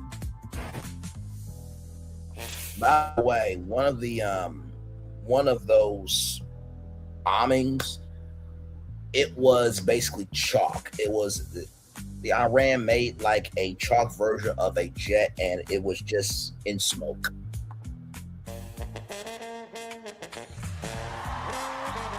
Once upon a time there was a railroad line. By the way, this is Hades sound. Poor boy working on a sign. There was a road to hell. It was hard times. It was the world of God. And then it's a love song. Love song. It's a tale of a love from long ago. It's a sad song. Sad song. We're gonna sing it again.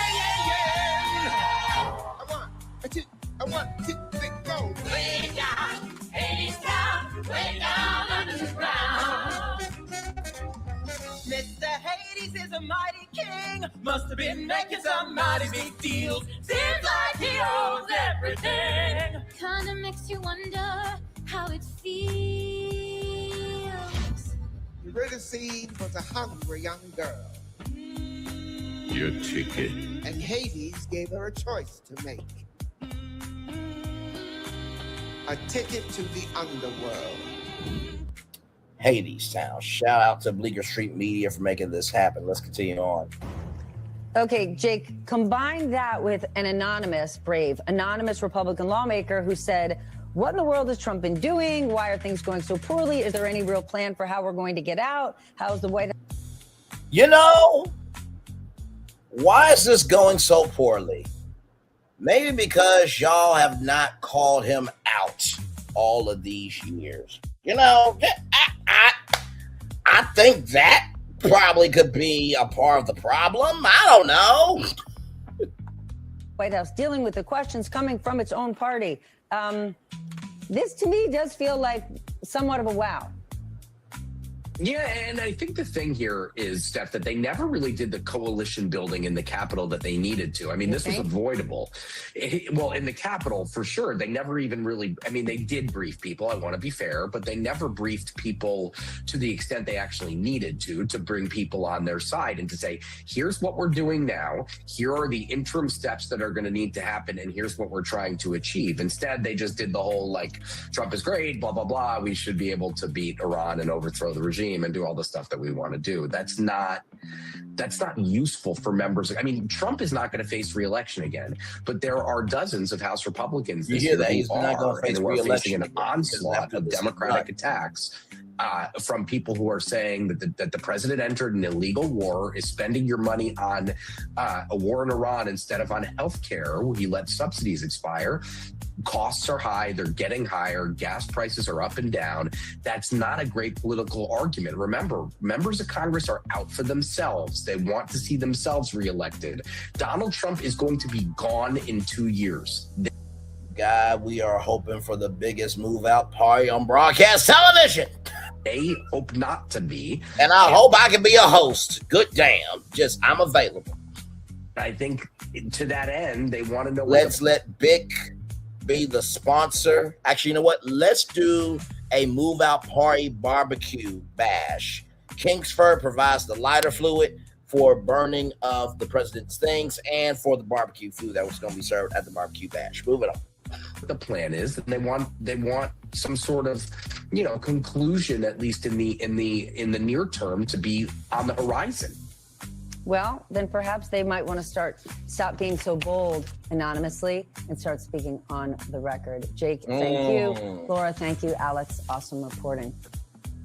So shout out to Stephanie Rule and everybody there. Now I want you to see this, right? I want you to see this. Right here, New York Times said U.S. government tried to get phone records of reports and family members, okay? And now DOJ admits rookie mistakes. Rookie mistakes, you say? Withdraw subpoenas for New York Times journalists. That's where we are.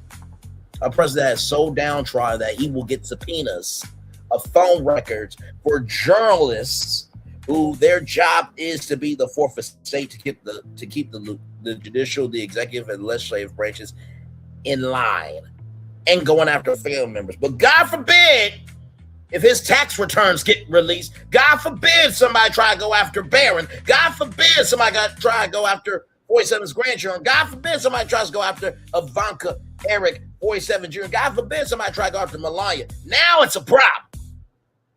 Now it's a problem. Now it's a motherfucking ass problem.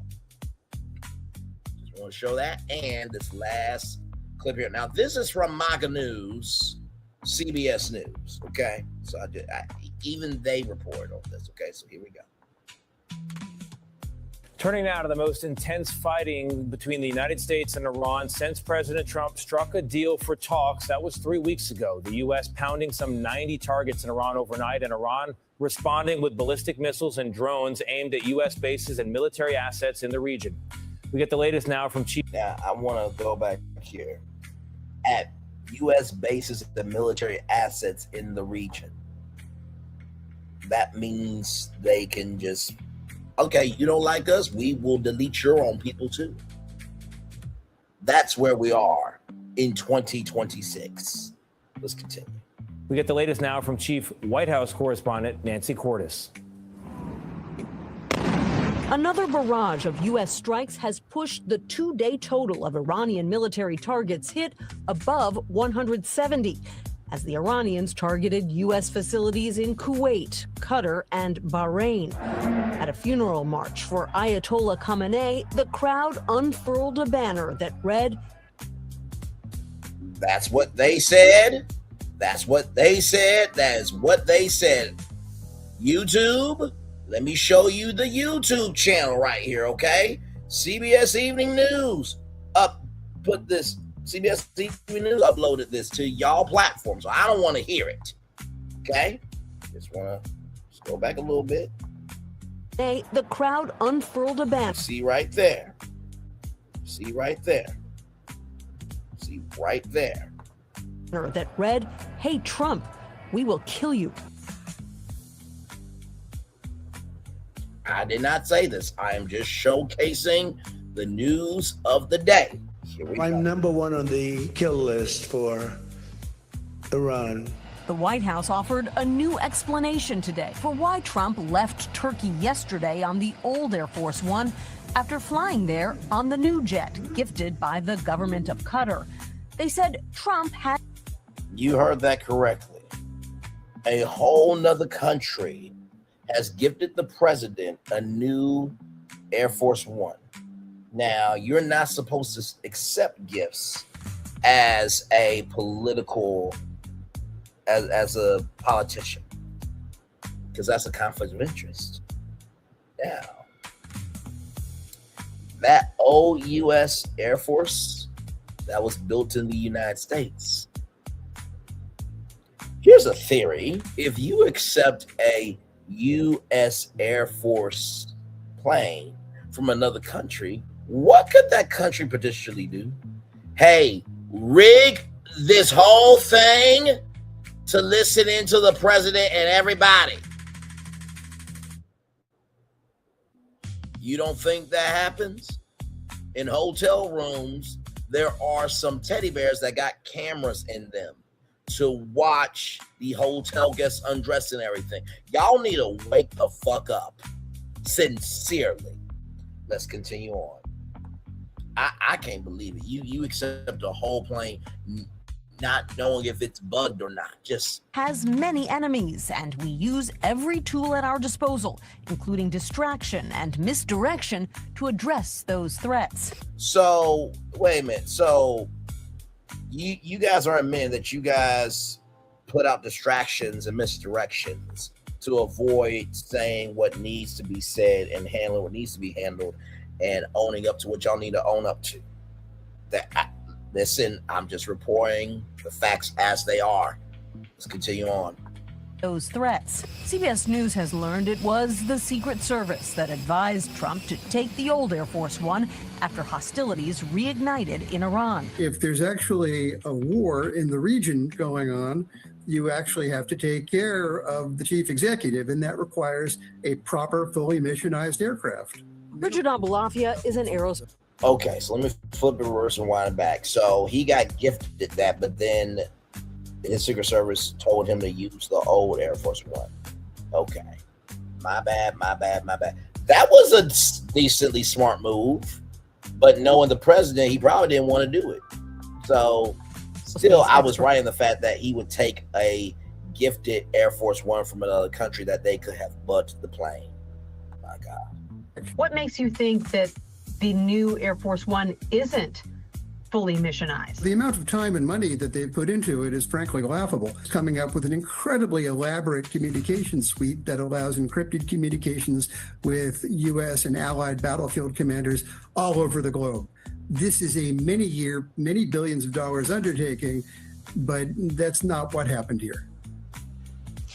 What happened here is that the U.S. Air Force spent about 1 year retrofitting the jet, so Trump was able to use it for the first time last week, just in time for the nation's 250th birthday.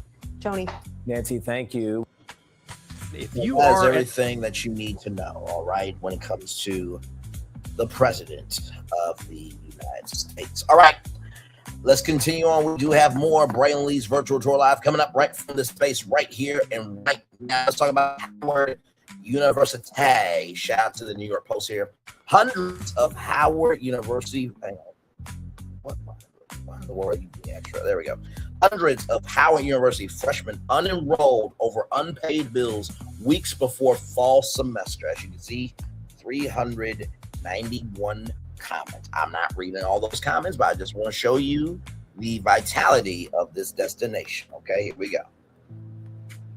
We will wait there. And Homer Bash, good to see you. By the way, Homer Bash was in Cleveland. Now she's in Washington, D.C., a great journalist. So we'll watch that report here in just a little bit. Shout out to Homer Bash. And shout out to Fox D.C. They seem like they're a really good station for sure. Got a lot of soul to their news team. All right. Hundreds of incoming Howard University Howard University students from across the country were blindsided just weeks before the start of school after learning they have been unenrolled over unpaid bills.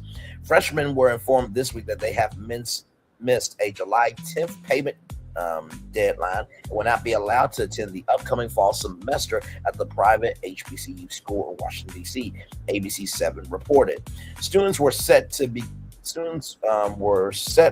start moving into their on-campus housing August 3rd, while fall semester begins on August 17th. So Isabel Williams, who is right here, was one of the students who received the news that she had been unenrolled by the university. Isabel Williams had her truck packed and was gearing to take the long trip from her home in Alabama on Thursday to start her internship with the school's football team next week, where her dream school informed her she was unenrolled.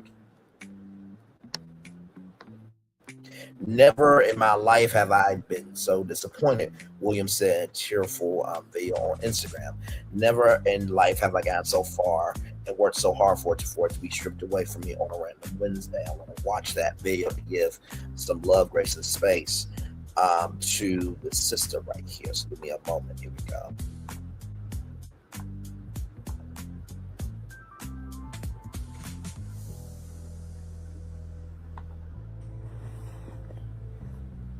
I don't like being emotional.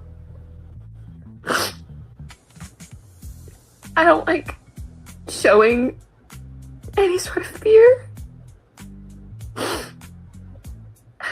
But never in my life have I been so disappointed. Never in my life have I gotten so far and worked so hard for it to be stripped from me on a random Wednesday, when I was promised and told by people that what I was doing was okay, that everything was fine, and that my scholarships could come through later. And then I'm suddenly unenrolled from a dream school, from a school that I worked so hard to get into, to afford to go to, because my mother wasn't able to continue her education there for the same reason. My God. This is unacceptable. I'm not accepting this. As I put in my notes, still we rise. Amen. Please be kind. Please be kind to me. Please be kind to the students going through this. Please be kind to yourself. If you're currently a student, or if you're an incoming one, or you were supposed to be an incoming one, things work out. Things will work out. I promise. I promise they will. But that doesn't mean it's not hard. But I'm hoping that I can get through this. And I hope that this can be motivation to everyone and anyone that bad things can happen and we will still rise. And the sun will come up the next day. And I'll still be able to help people the way that I want to. Because nothing will stand in the way of my light. Amen. Even if it feels like it is. I love you all. Wow.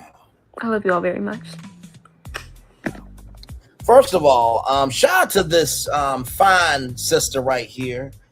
She is more coherent than somebody in the same county that Alicia Brown is in, and that person can only talk about Carissa Shields, Krishan Rock, and Remy Ma, and got a notice from YouTube that she don't know how to make original content. Yes, indeed. Amen. Hallelujah.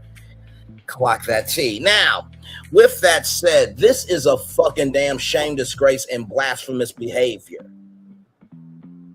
I don't know if any of y'all had tried to get into college before, but it is beyond just, especially for black people. That's why we have HBCUs, for us. Because in order to get into a predominantly white school, you basically, how can I put this? In the words of Phyllis Gardner from Hulu's The Dropout, you have to be so good that they have to strip you down of anyone who's helped you, and you have to showcase that you did it all by yourself before anybody ever connects themselves to you. That's how real getting into college is. The SAT and ACT scores are very real. ACT, shout out to them. They have evolved the test so that way other people can get into college more often. But this really saddens me. I think that this is the best comment here. Mommy and Mass and baby girl, do not give up. Please do not give up on yourself. Rather, keep your eye on the prize. Consider taking community college courses in the interim and transfer your credits for your general education requirements. The first 2 years of college typically don't actually cover your major, and they do not. You will still be ahead of the game. You will save money, and you can pursue multiple majors when your scholarships land. Hang in there, Beauty. You're on the right track. Mommy and Maston, shout out to you. Beautiful, beautiful, beautiful sister right there. Shout out to you. Thank you for investing into this beautiful Black queen right here. Let's get back to our article here. Yes, indeed. Oh my God. And just still in the midst of her feeling the way that she's feeling, to still find joy, to still find hope, and to still be able to give something good to people. Let them know that everything's going to be okay. Howard, every student better get a full ride fucking scholarship. And I don't want to hear we can't afford, because we got a bunch of Black billionaires. Oprah, Rob Smith, who paid off Morehouse, get on y'all asses and do this shit. Damn. You know, if Barack Obama's community college plan would have been implemented, this would not have been a problem. Those of you who don't know, President Barack Obama wanted to do free community college across the country. There's a program in Arkansas called the Arkansas Scholars Program, where if you get it, you can actually take 2 years free at Pulaski Technical College and then transfer to any school in Arkansas. If your state has a program like that, I suggest taking it. Okay? All right, moving on. Williams, who was accepted into 42 colleges. Come on. Congratulations on that. That is Black incredible work right there. Committed to Howard University in May, Williams says she had 2 guaranteed scholarships pending from Howard University, who was going to recover the remaining of her tuition balance due in July. She had 2 scholarships from Howard University, I had an $11,000 scholarship and a $16,000 scholarship that was directly from them, Williams told the outlet. Okay. She says she was transparent with the school as she could be, sending them document proof that money would come in August, and was told everything was fine and that her scholarships could come through later. Williams said when she reached out to the university, she was told that there was no way for us to come back, and the school suggested that we come back another semester as a transfer student. They gave a bit of information about how to get scholarship reimbursement in the future, and now this was confusing for a multitude of reasons, Williams told ABC7.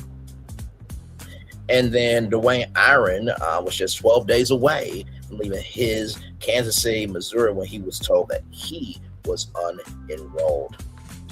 Her Instagram post quickly went viral after being shared Wednesday, with hundreds of other incoming students coming forward to say they have received the same notice from the university. Williams said that her enrollment has since been restored after her post went viral. The school later confirmed to ABC7 that more than 500 students received the unenrollment notification. Dwayne Irwin was just 12 days away from leaving his Kansas City, Missouri home to start at Howard University when he received the devastating news that he wouldn't be attending the fall semester, NBC4 Washington reported. Another incoming student, Marley Coltonfield, sorry if I butchered your name, beautiful, says she checked her account on July 11th to only find her balance was negative, meaning she had more money in aid and scholarships than she owed in tuition. That the university owed her the difference. Child, listen, that is a blessing if you can have that happen to you. I graduated early. I had graduated my junior year and had a 4.0 come through. That's amazing sauce there. I did all of that just to get into Howard University, and now I can't go to Howard University. Carterfield told the outlet. Howard University said it repeatedly reached out to students and families between March and July to inform them of the payment deadlines through emails, personalized financial aid information, videos, and prep sessions. Howard University understands the concerns and challenges that students and families are experiencing related to the recent enrollment update for some first-time in-college students. The institution posted on Twitter Thursday. Howard University said it is reviewing cases involving pending scholarship and financial aid applications and will issue refunds for any payments and scholarship funds already submitted through the $800 deposits for tuition and housing will not be returned. So let's go to this video here from Fox 5 DC. Here we go. Saying students told their college dreams could be on hold. The university sending out emails to freshmen telling them they have been unenrolled for not paying tuition. But students say it's a big mistake and that Howard has some major explanation to do. Tom Fitzgerald's live at Howard tonight with more on what the students are saying. Jim Homa, good evening. We spoke to a lot of these students today. They are devastated, they are frustrated, and they say they are fearful right now that their goal of attending one of the most prestigious HBCUs in this country might not happen at all now because they were just days away from moving into campus, and now they are getting emails telling them that they were unenrolled from this university. So take a look at this. This is the email that was sent out to scores of Howard freshmen. It says that they missed a July 10th tuition deadline, so they have been unenrolled from the class of 2030. Now, students have been reacting sharply to this, sharing their personal stories on Instagram. A lot of them tell Fox 5 that they believe this email is in error. They are waiting on scholarships. Some of them are waiting on military benefits or financial aid that they say will not be posted to their accounts until August 1st. Freshmen like Isabella Williams and Dwayne Irving tell Fox 5 right now they are desperate for answers. I quite literally went in person for orientation to make sure that I was okay. Apparently, that's not the case. And I'm suddenly unenrolled from my dream school, from a school that I worked so hard to get into. There's no excuse, there's no reason why we were to have been unenrolled when they knew that we had money to pay our fees. Now, in a statement on the Howard University website, officials said, in part, we understand that this enrollment update that was issued is difficult and disappointing for students and their family. They go on to say the university is reviewing information related to anticipated scholarship funding and financial aid. Meanwhile, students here on campus tell Fox 5 they believe the university needs to fix this situation and communicate more effectively with its freshmen. It's my dream school, too, and so I was personally just tearing up. I was confused to my parents and all that. A lot of friends I have are actually suffering from their whole thing going on. It's very unfortunate. I called the administration. What are we going to do to change that? Because if you want people to still continue to come to Howard. We spoke with dozens of students and parents today. They all, to a person, said that they believe that this is a mistake. And what's worse is they say they can't get anybody on the phone or to even answer a question. We're live in Northwest tonight. Send it back in. Thank you guys so much there at Fox 5. And by the way, did I mention that Howard University also had a dorm with mold in it? Yeah, that happened. That did happen. Let's go with the Griot here. Shout out to the Griot for this. Thank you so much, the Griot.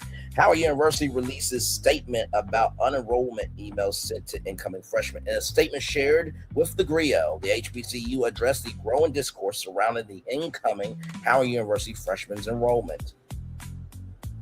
Hundreds of incoming freshmen at Howard University and their families have been feeling anxious about the back-to-school season after receiving an email regarding their enrollment status. As previously reported by the Griot, students and their families turned to social media on July 22nd to express their concerns after receiving a message from the university that read, end quote, "We are writing to follow up on your interest in attending Howard University. The July 10th, 2026 deadline to make sure your tuition payment or payment arrangement to secure your enrollment has passed. As a result of this missed deadline, we can no longer hold your place at Howard University's incoming class. The payment deadline was communicated in previous notices and reflected in your student financial account." as students and alumni across social media have shared their thoughts, frustrations, and grievances with the situation, the way it was handled, the Washington D.C.-based HCU released a statement addressing the enrollment update. So right here, first time in college students enrollment update and next steps. Additional guidance for students and families. Right here, Howard University understands the concerns and challenges that students and families are experiencing related to the recent enrollment update for some first-time in college students. The university is reviewing information related to enrollment status, anticipated scholarship funding, and other financial aid where appropriate, and will consider relevant circumstances regarding pending scholarship awards and financial aid resources for impacted students. If you have questions, please contact the office best equipped to assist you. Enrollment status, enrollment management at HowardU, financial aid, FinAid at HowardU, pending scholarships and student accounts, bursar help at HowardU. We remain committed to supporting students and families and reviewing individual circumstances where appropriate. We understand that the enrollment update that was issued yesterday is difficult and disappointing for students and their families. The statement shared with the Griot read, Howard University provided multiple detailed communications throughout March, April, May, June, and July to first-time in-college students and families on the steps needed to secure enrollment for the fall 2026 semester. Notifications included emails, specialized financial aid information, videos, and bites and prep sessions. That basically means, student orientation, bites and prep. For example, Kent State University, they have Welcome to Kent State weekends where parents and students can take a tour and also to get more information for the incoming freshmen to know what's going on and their parents, like I said before. To help incoming students understand tuition payment requirements, payment plan options, the process for reporting outside scholarships, and the necessary deadlines to secure their enrollment. Howard University's Office of Communications explained that only students who did not meet the established payment arrangement or other scholarship and financial aid reporting deadlines received the notification that the university could no longer hold their place in the incoming freshman class. As Howard finalizes enrollment for the fall 2026 semester, which begins August 17th, and send nothing but light, love, and prayers to every freshman going off on your journey. Just know the road will be long. Classes are going to be difficult, but it is mind over matter. And remember your purpose. If you remember your purpose, you will always fulfill your assignment accordingly. So send light, love, and prayers to the future classes of 2030 at every HBCU and predominantly white college across the country. The more we have an educated world, the better. Because have you seen who the president is? Have you seen the administration? Have you seen the supporters that supports this bullshit? We need an educated world. Moving on.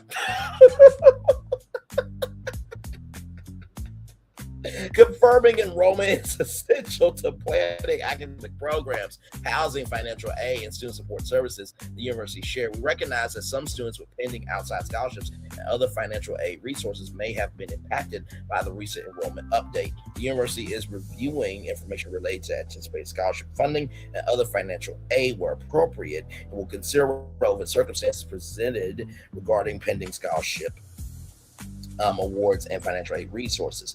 Many students impacted by the enrollment changes report inconsistency in communications about payment debt timelines, and advice received from representatives at Howard's bursar's office. One day you will see a payment date in August, and then out of nowhere, my roommate had texted me and said, "Oh, there's a payment due July 10th," and this was in June. Kendra K, an incoming freshman from Atlanta, Georgia, shared recalling representative from the bursar office telling her she was all set for the semester. She said I was all covered and that I didn't have to make a payment plan or anything. So even though I would see on my portal that I had a balance, she just said to ignore it because I was all covered. And I know I'm supposed to check all my stuff, but that's what I did, and I was just misled, she added. I'll be honest, my mother back in 1984 wasn't able to continue her education at Howard either. Great grades, amazing community service, but because she didn't have the funds students. She continued, I worked to make sure that I did. Now I'm continuing on a legacy that my mother wasn't afforded. Let's see here. What happened to carrying the next generation of Black leaders? Do you want leaders or do you want followers? Oh my God. I love our people.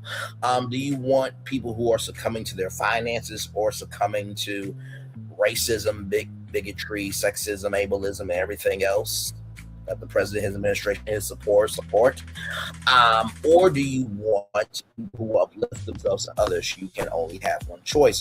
Those students report struggles reaching the university administrators when calling to get clarity or find a solution for the situation. Howard University encourages students with questions about their enrollment status to contact the Office of Enrollment Management at enrollmentmanagement@howard.edu.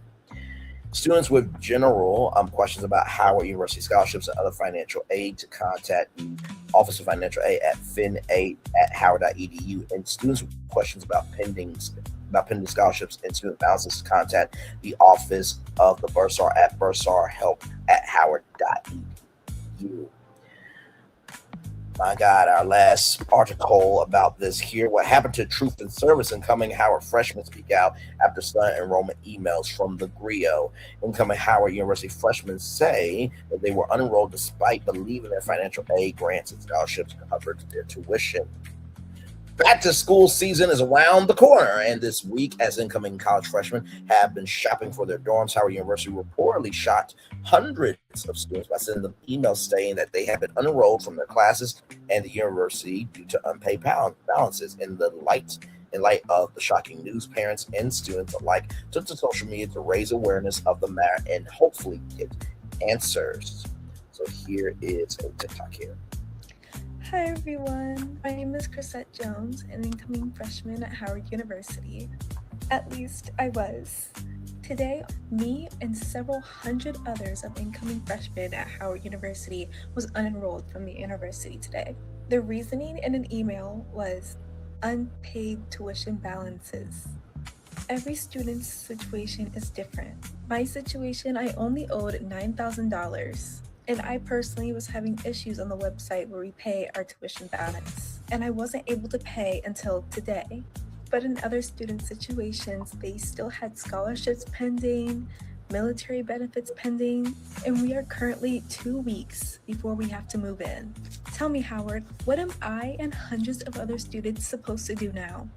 In no email have you warned us that there will be unenrollment if we didn't pay our tuition by the July 10th deadline. To all my other Howard incoming freshmen, I'm here with you. We're all together and we're all going to get through this. You know what's really inspiring to me? That young people are more sensible, kind, and understanding than grown folks who are supposed to be elders. Than elders who know the totality of a person, but yet threw them away just to be a slut for somebody who calls hell, destruction, and thirsty toxicity. Oh, I'm sorry, that is thirsty toxicity. And then when information comes out, they are silent. Not because they were silenced, shout out to Oprah, but because they were silent in their complicity with thirsty toxicity. Interesting how facts change. And when the facts change, then we want to move the goalposts. How interesting is that? Shout out to the young people for being so loving, kind, and gracious to each other through this process. I wish some elders could be as grown as these young people. Boost and spend that shit, but yet not wanting to spend that shit investing in the future of what we can be as Black people. Child, get the fuck out of my face. All you elders. Well, not all y'all. Some of y'all are good elders, but not every elder is a good elder. Just like every young person is not a good young person, okay? So if it doesn't apply, let it fly. But if you let it fly, it must apply. Moving on. Through every student's financial aid situation, though every student's financial aid situation is different, they are reported receiving an email on July 22nd that read, "We are trying to follow up on your interest in attending Howard University. The The July 10th, 2026 deadline to make sure your tuition payment or payment arrangement to secure your enrollment has passed. As a result of this missed deadline, we can no longer hold your place at Howard University's incoming class. The payment deadline was communicated in previous notices and reflected in your student financial account. And by the way, that's to all the men too of what I said. Some of y'all men who are elders like Uncle Luke and Trick Dad, some of y'all do not deserve to be elders either. I'm equal opportunity. Okay? All right, moving on. Now, we recognize that circumstances can change. We appreciate the time and interest you invested in Howard University. Although you will not be able to enroll as a first-time in-college student for the upcoming term, we encourage you rather to consider applying as a transfer student to Howard in the future. However, for students like Kendra Kay, an incoming freshman from Atlanta, Georgia, the payment deadline was reportedly not communicated. In an interview with the Rio, Kendra shared that after submitting her enrollment deposit, she noticed inconsistencies in the university's communications about when payments would be due.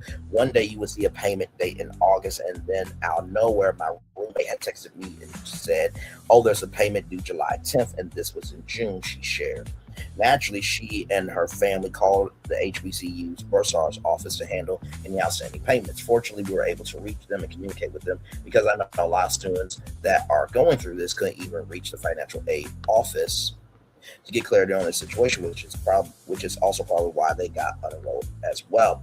She recalls her family calling their offices twice, once on July 2nd and again on July 8th. During the call on July 2nd, she says a female representative from Bursar's office told her that she was covered for the semester thanks to the grants and scholarships she had received from the HBCU. She said I was all covered and that I didn't have to make a payment plan or anything. I asked her, like, okay, I keep getting emails. What do I need to do? And her response was like, oh, no, you're all covered. Just wait for your stuff to roll in, Kendra shared. So even though, like, I would see on my portal that I had a balance, she said just to ignore it because I was all covered. The advice, she said, was echoed to both her and her father when they called in the following days. And reportedly, she was not the only one to receive this news. Kendra noted that one incoming freshman said their advice was encouraging them to make a payment to secure their spot, even though they were technically covered by grant scholarships, etc. I found out yesterday that I have been dropped out. I was supposed to move in on August 6th. And it's one thing, yet they messaged me the day after, like on July 11th or the 12th. But they decided to email me literally 13 days before my move, and she shared. I know I'm supposed to check all my stuff, but that's why I did. I was just misled. For 18-year-old Isabella Williams, the news came hours just before she was scheduled to travel from Alabama to Washington, D.C., where she was supposed to move in early to start her media internship with the HBCU. It was not until she came home from a final hangout with friends from her hometown that she learned she had been unenrolled from her dream school. I'm not one to show a lot of emotion. I don't think that it necessarily helps situations all the time, Williams told the Rio, but I also know that because people could just see how genuine it was and how scared I really am, I knew that it would do something. And rather just sitting and crying in my room, I might as well sit and talk about the issue and advocate for myself and other people. My dream school is Howard University, and that honestly hasn't changed, she added. As a result of their unenrolled status, Williams, Kendra, and hundreds of other incoming freshmen can no longer access the financial aid statements in their portal. Both students report that everything had been zeroed out, and Kendra, who received scholarships from the university, is now relying on previously downloaded copies of her statements when advocating for a spot in the Howard University class of 2030, though getting in touch with the university has been a struggle for most students impacted by the mass unenrollment. They dropped that email around 2:19 p.m. and then they closed around 2:30 p.m. So there wasn't much time to call. They're closed today. They're not accessible tomorrow either. So we have to wait until Monday to do anything, Williams explained. And for people who have gotten response to their emails, to sum it up nicely, they practically just said, you can try again next year, but there's nothing we can do about it. They just said we can transfer in as a transfer student, but that we can't come in as incoming freshmen. So here's this post here from Howard, 1867. 1867 is when Howard was founded, by the way. And whenever Williams and her family have called, if they get a response, it has been to email enrollment management Additionally, students have begun questioning the timing of the enrollments and what happened to the money attached to their spots in their class of 2030 group chats and Facebook groups. Sharing some of the speculation with Labria Williams said there is someone who was just accepted yesterday, and on that same day, over 500 students were unenrolled. They just got off the wait list.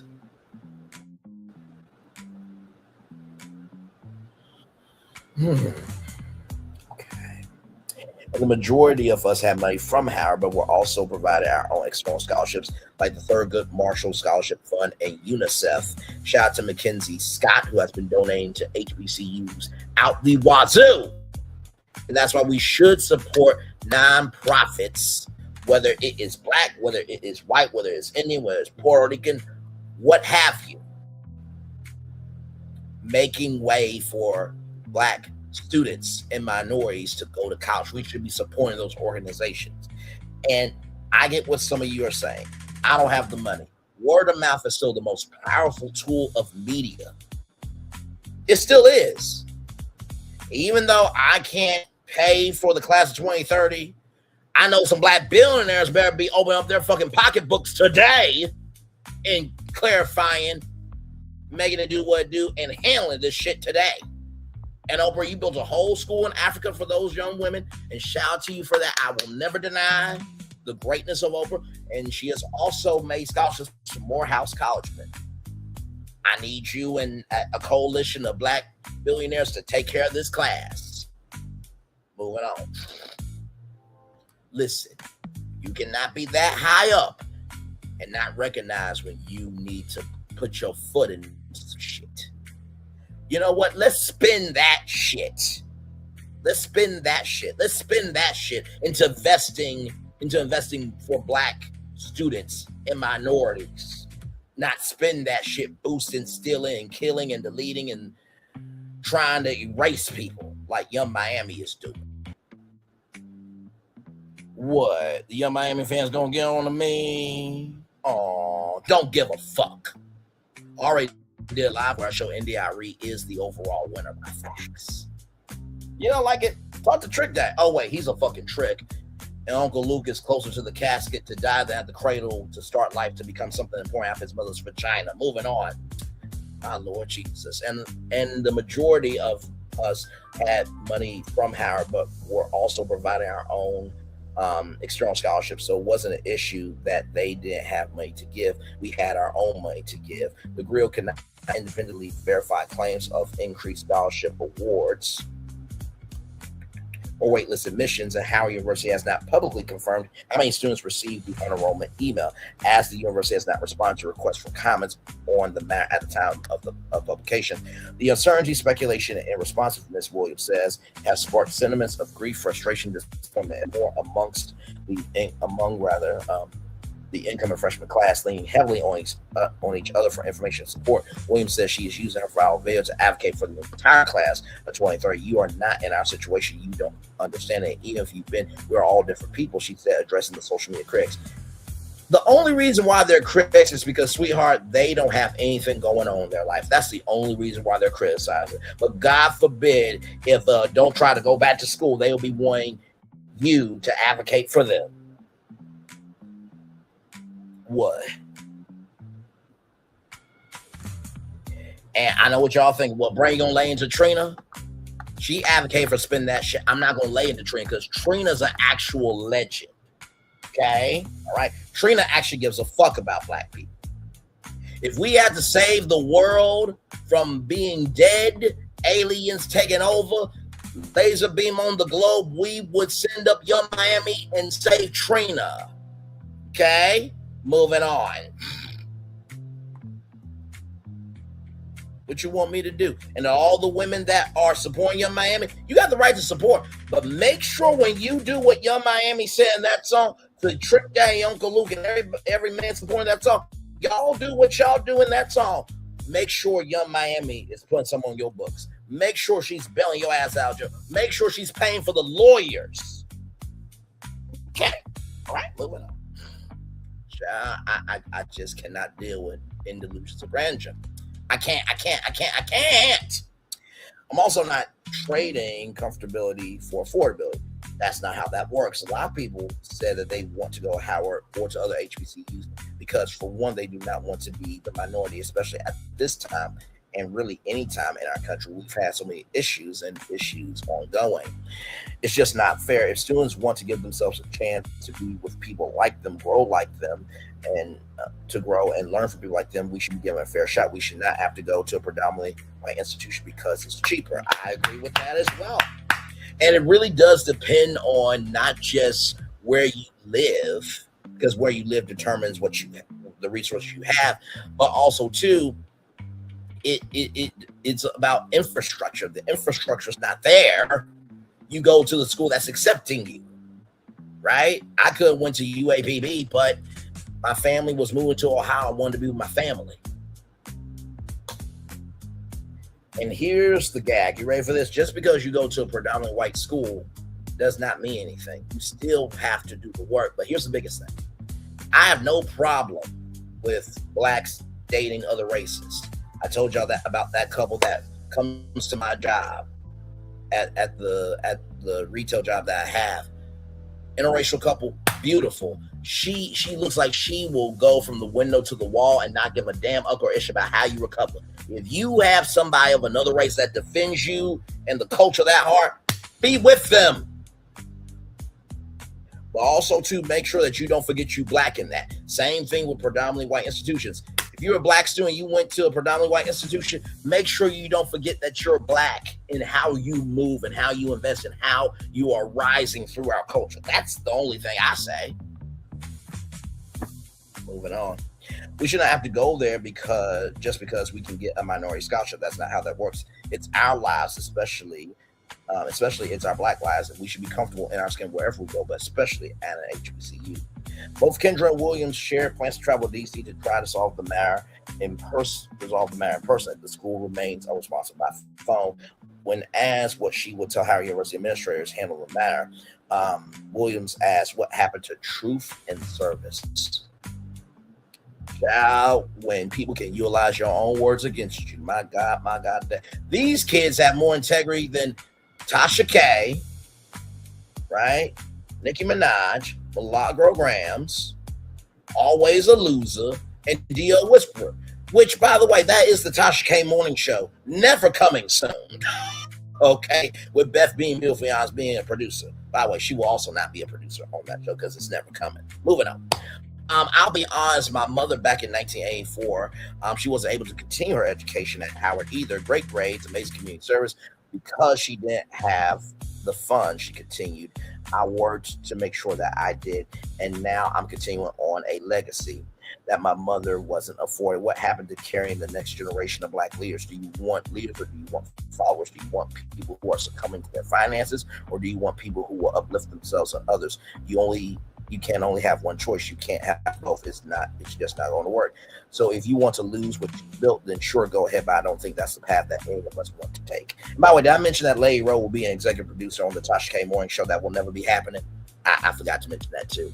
I'm just going to say this. Kamala Harris was president. This will not be happening because she went to Howard. She would have been doing HBCU reform. Oh, no. Everybody else just had to vote for a dumb white bastard. On November 4th.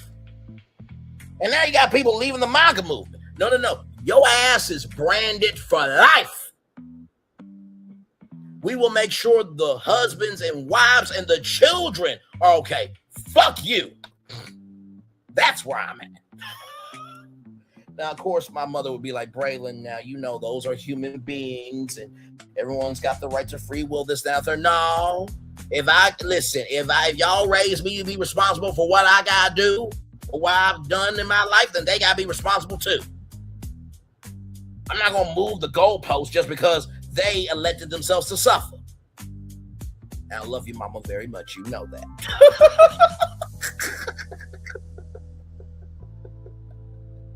Y'all, we're not done. Speaking of education, let's talk about this because this is some news too. Give me one moment, y'all. Like I told y'all, we had a jam-packed show today. A the jam-packed show, stream, tour, what have you.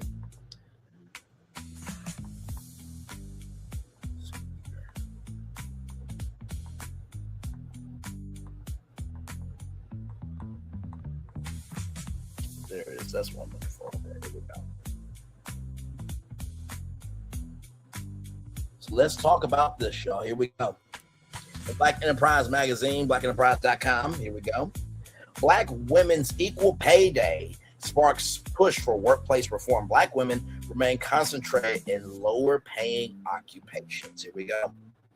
A coalition of workplace equity advocates is urging lawmakers and employers to adopt a broad slate of labor reforms to narrow persistent wage disparities affecting Black women, arguing that equal pay cannot be achieved without addressing systematic barriers to economic opportunity. Equal Rights.org reports. The proposal report, A Wage Justice Agenda for America, released by equal rights advocates ahead of Black Women's Equal Pay Day on July 21st, that day has already passed, called for stronger pay transparency laws, expanded pay, family and medical leave, affordable child care, higher wages, stronger protections against workplace discrimination and wage theft, and increased enforcement of existing civil rights laws. The recommendations are intended to address the structural factors that continue to shape earnings for Black women across the United States. According to equal rights advocates, Black women remain concentrated in lower paying occupations while frequently serving as primary or co-breadwinners for their families, making wage inequities particularly consequential for household financial security. The organization argues that closing the pay gap requires reforms that extend beyond equal pay statutes to include workplace protections for caregivers, pregnant workers, and employees who discuss compensation.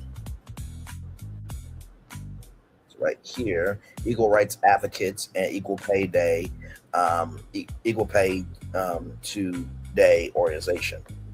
What does equal pay mean for low-income Black mothers and their families?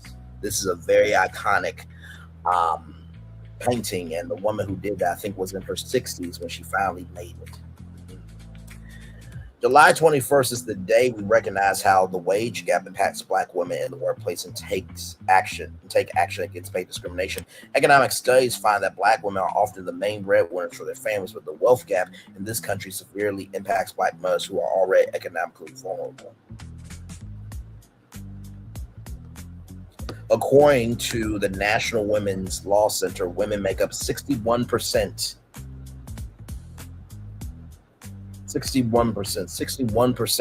of the low paid workforce. 54.2% are women of color. Additionally, Black women are overrepresented in low paid work. Nearly half of mothers working in low paid jobs, 47.7%, live in or near poverty, with 19.0% living in poverty. Among Black mothers, well over half live in or near poverty. Black women earn just 68.3 cents for every dollar earned by white men. This gap widened in 2025. What you can do to help? We can't resolve workplace discrimination if employers get away with hiding data. Under 47's administration, the Equal Employment Opportunity Commission, EEOC, which we talked about this show. Yes, indeed. Wants to get rid of mandatory demographic reports for large companies. This means that wage inequality can go unnoticed and unchecked, making it harder for unprotected groups like Black women to sue for workplace discrimination. Help us raise awareness by using the hashtag Black Women's Equal Pay, and join us in demanding that the EEOC protects workers by enforcing demographic data collection. The report coincides with Black Women's Equal Pay Day, the date symbolizing how far into the new year Black women must work on average to earn what white non-Hispanic men earned during the previous year. Equal Pay Day Today, a national coalition founded by equal rights advocates, reports that Black women earn approximately 63 cents for every dollar earned by white non-Hispanic men across all workers, or about 65 cents among full-time year-round employees. Black women continue to be underpaid, undervalued, and overrepresented in low-paid jobs with little opportunity for advancement that lack important work. workplace protections, equal pay today said and announcing this year's observance. Equal rights advocates maintains that comprehensive workplace reforms paired with stronger enforcement of anti-discrimination laws are necessary to improve long-term economic outcomes for Black women and their families. Well, I mean, Mel Mitchell could be the correspondent for the Tasha K. Morning Show. That's never going to happen. Along with Tasha K., Malago Grams, Nicki Minaj, Always a Loser, DL Whisperer, with Beth being beautifully honest, being a producer on the show, and Larry Rowe being the executive producer of a morning show. That's never going to happen. So like I said, what do I think about this? I think it's long overdue that Black women get equally. I think a woman should be president. I would rather have Kamala Harris than this shit. And people don't understand how you live mentally determines but how the resources that you have in your life, right? Whatever resource you have determine how you live. And the more that you are secure in how you live, the more your mental health is good. And the more your mental health is good, the more you'll be able to do good in your neighborhood. The $15 an hour is not about being rich. It's not about even becoming wealthy. It's about having stability within yourself. And if the country is stable in everything, then that means people are spending. That means money's going to the economy and the country is rising as one. Good damn, a 31-year-old should not have to break it down this simply when I'm not even a president. And child, don't even ask me to be president because there'll be 2 press conferences every single time I come on TV, one on CNN and one on HBO. And y'all know the one on HBO I'm not going to give a damn a about. So listen, those I'll probably be to the White House as a press secretary. Moving on. Now, speaking of Black, shout out to Black Enterprise Magazine, blackenterprise.com once again. Shout out to the 3 people here, 2 people here. Thank you so much for being here. Kroger, shout out to them. Kroger announces new Black-owned brand section in Ohio store. The grocery giant is spotlighting Black-owned beauty, wellness, and personal care businesses. I'm thrilled. It's amazing. Kroger is creating more shelf space for Black entrepreneurs by launching a dedicated section featuring Black-owned brands at one of its Ohio locations. The grocery retailer recently unveiled the new section as a part of the reopening of its Brewer's Yard store in Columbus, Ohio. The renovated location now includes a curated selection of Black-owned products focused on skincare, hair care, and wellness, reports Spectrum News 1. The Brewer's Yard in Kroger, which is located at 150 West Sycamore Street, underwent a $1.6 million renovation ahead of its opening. The updated store includes enhancements to several departments such as floral, cheese, and dairy, as well as expanded product offerings to local businesses. Incredible.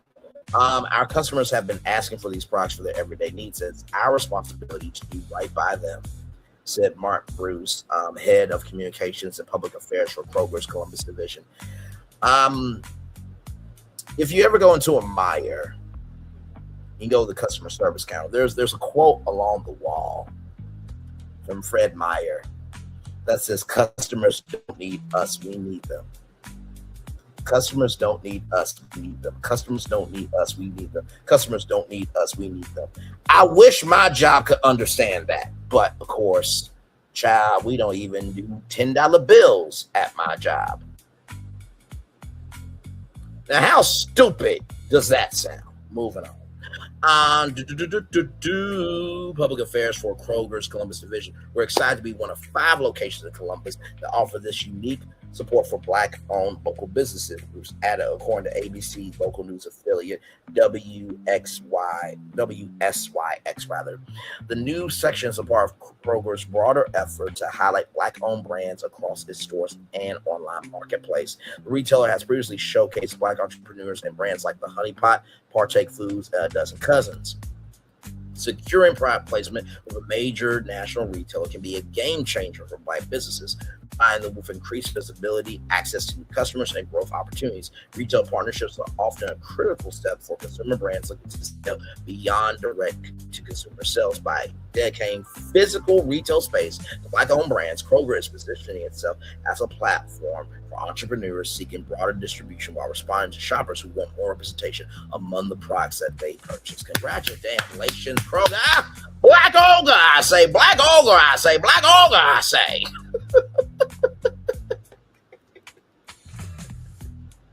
But no, sincere, this is absolutely great. And this is why I don't get worried about the world.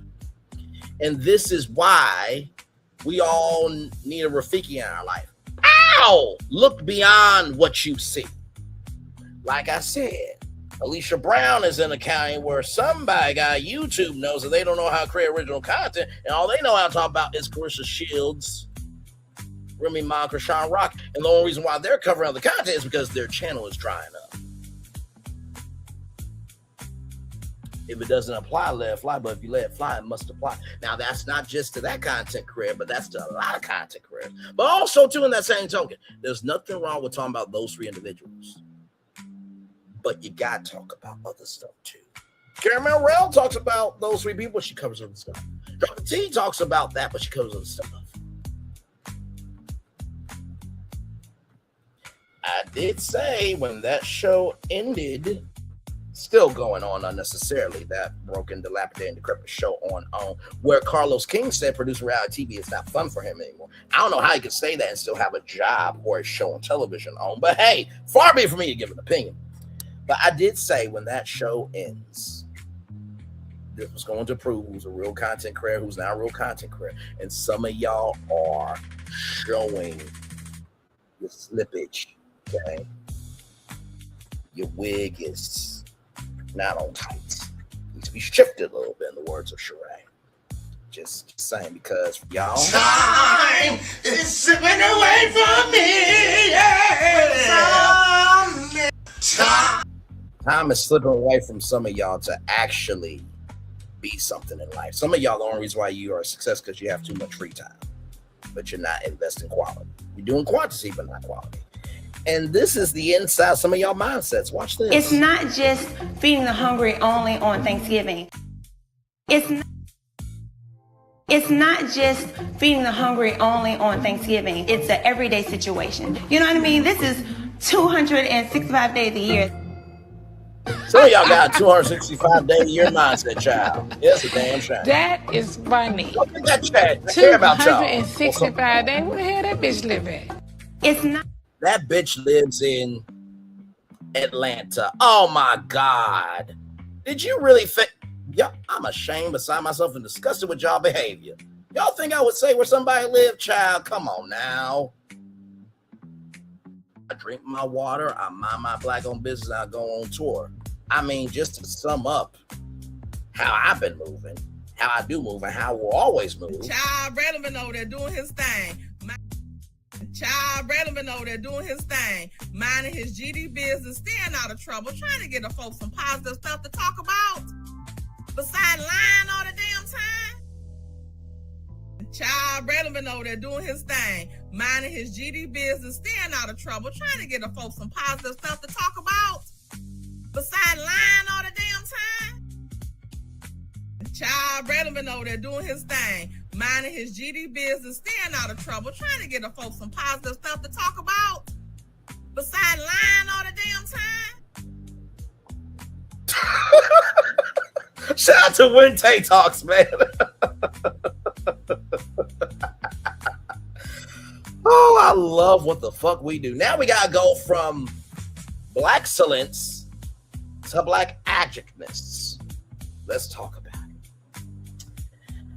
My God, my God, my God, my God. Today.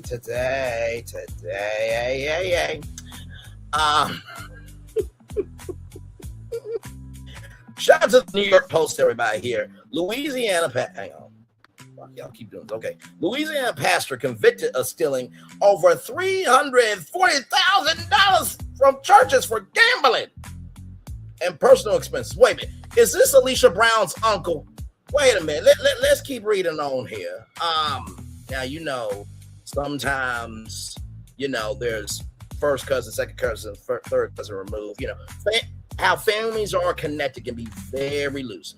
Now, is this also the uncle of Destiny Payne who forged her husband's signature for a utilities contract? Is this the uncle of Destiny Payne too? Listen, anything is possible at this point, okay? Because there are all options.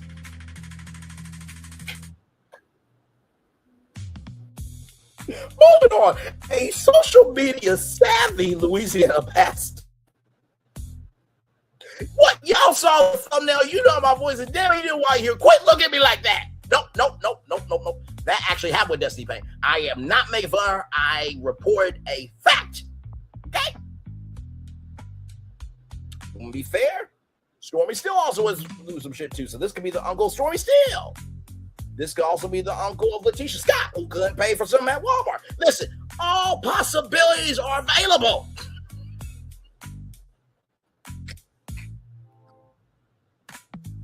Moving on. A social media savvy Louisiana pastor in office was convicted of stealing over $340,000 from his congregations to fund his gambling. This is not funny. And personal expenses. Dale Sanders, 56, was found guilty of a 25-count indictment charging him with wire fraud. Okay, listen, I did say this could be the uncle of Destiny Payne, and then he's charged with wire fraud. Don't get mad. Don't. Why are you getting mad at me? Good Lord. Access device fraud and obstruction of a federal investigation after a 5-day jury trial last week. Now, Destiny Payne didn't go on a federal trial. Do I win? Listen, I'm going to be shady. I'm going to be factual. Okay, in my shade. But is it shady if you're being factual? I think not. Moving on. According to the U.S. Attorney's Office for the Eastern District of Louisiana, Sanders of Kerner withdrew funds once held in one church's bank accounts and transferred them to his own pocket to subsidize his lavish personal expenditures, including gambling, dining, and living expenses. Why does this look like Damon Dash? But he's got his teeth in place, though. You know what? Let me move on. Sanders worked as a pastor at the Fifth African Baptist Church in New Orleans, Louisiana. Let the good times roll, baby. And Second New God Missionary Baptist Church in Monterey. According to his social media, by the way, prayers up to everybody down south. There was a hurricane named Hurricane Bertha. It has weakened. It could have hit New Orleans, or New Orleans rather. So prayers up to everybody down south for sure, according to his social media. He also used a church debit card for unauthorized personal transactions and received cash, goods, and services totaling $340,000, officials said. Now, we don't have any side hoes or coleslaw rather to come out and say he didn't pay child support. Moving on, officials said the fraud took place between April 2020. Oh hell, it took place during COVID. Did he get a PPE loan in April 2024? According to an indictment, the cash-obsessed pastor, who also provided a falsified record in response to a grand jury subpoena. When you get a subpoena, you're supposed to come in. And if you lie, you can go to jail. Okay. Prosecutors detailed, and this is the church here, one of the churches here. After Sanders was indicted in April, he posted a video to his social media accounts asking his congregants to pray for his enemy. He thanked churchgoers for calling, texting, seeing me in person, telling me that you're praying for me. And believe this, by the power of God, I feel your prayers, and God is already working and moving by his Spirit. This is what you can do for me. I know you're praying for me. I need you to pray. Matthew 5:44 pray. I need you to pray for my enemy.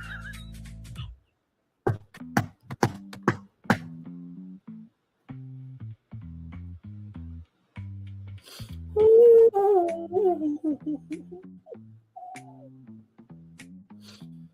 Let the church say amen.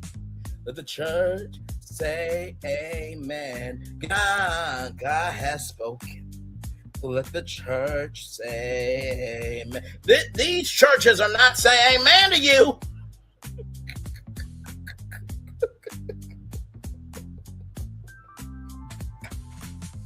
The Bible says, pray for them that they despitefully use you and say all manner of evil against you falsely for my name's sake. He continued, if you pray for my enemy, God will not only bless me, but he will deal with them. The pastor frequently posted videos on social media delivering sermons and singing during his church services. Like a Bishop Whitehead, and he had jewelry on and he blow it, and then people just robbed him live on stream. Does he have that type of energy? He also authored the book Strut Your Strutter, urging people to be peacock proud. Peacock proud. Is that related to the Bible? I mean, now, I don't know if a woman who wants a cock to be a pea. I don't know. Okay, you're not talking about that. Okay, my bad. My bad. I don't know what this man is doing. Listen, gambling. He probably was with some prostitutes. I mean, listen, we don't know.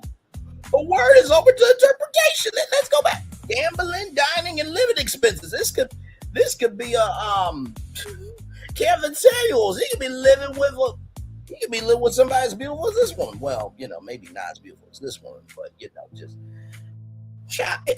everything is available as an option. Okay, urging people to be peacock proud of whoever you are working. By the way, I don't know anybody who wants their Glock to be the size of a pea. Okay, so you put 1 plus 2 to make it to equal 3. Okay. Sanders faces up to 20 years in prison, a $250,000 fine, $250,000 fine, and up to 3 years of supervised release after serving time behind bars, and a payment of a $100 mandatory special assessment fee per count. He is slated to be sentenced on August 13th. Child. Now wait. Oh my God. Okay, I got a pastor calling in right now, and he wants to say something here. Okay, now are you sure you want to say something? Are you sure you want to say something on this? Because you should. Okay, all right. Listen, I told him that he should not be commenting on this, but here we go. Go ahead, Marvin. There's 1,000 of you. I said close them doors. Damn sure. Ushers, close the doors. He spent $340,000 on gambling and there's 1,000 and all types of sin and shit. What? Ushers, close the doors. Close the doors. Marvin, close the doors. Shut up. No, what? Oh my God. There's 1,000 of you. I said close them doors. Marvin's wife, can Ushers, please come get your husband. Good damn. Close the doors. Close the doors.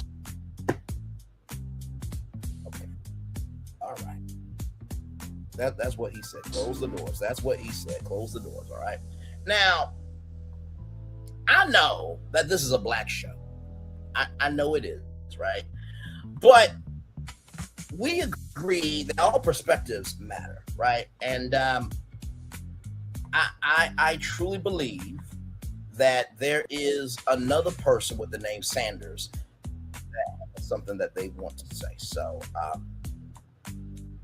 now this person is calling in right now. Okay, Colonel Sanders, what do you have to say about this? Your last name is being slandered by this black pastor. What do you have to say? Colonel Sanders, you want to put all this hot and crispy chicken, fries, and a drink in this box and give it to people for how little? Who do you think you are? Child, that's what Dale Sanders said. Who do you think you are to question me? Colonel Sanders, give your response.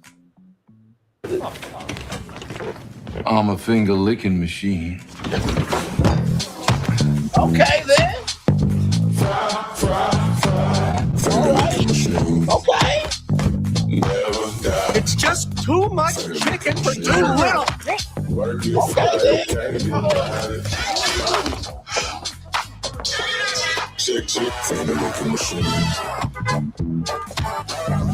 I'm with this Sanders here. He's been giving people good chicken all these years. I'll trust him before Nelson.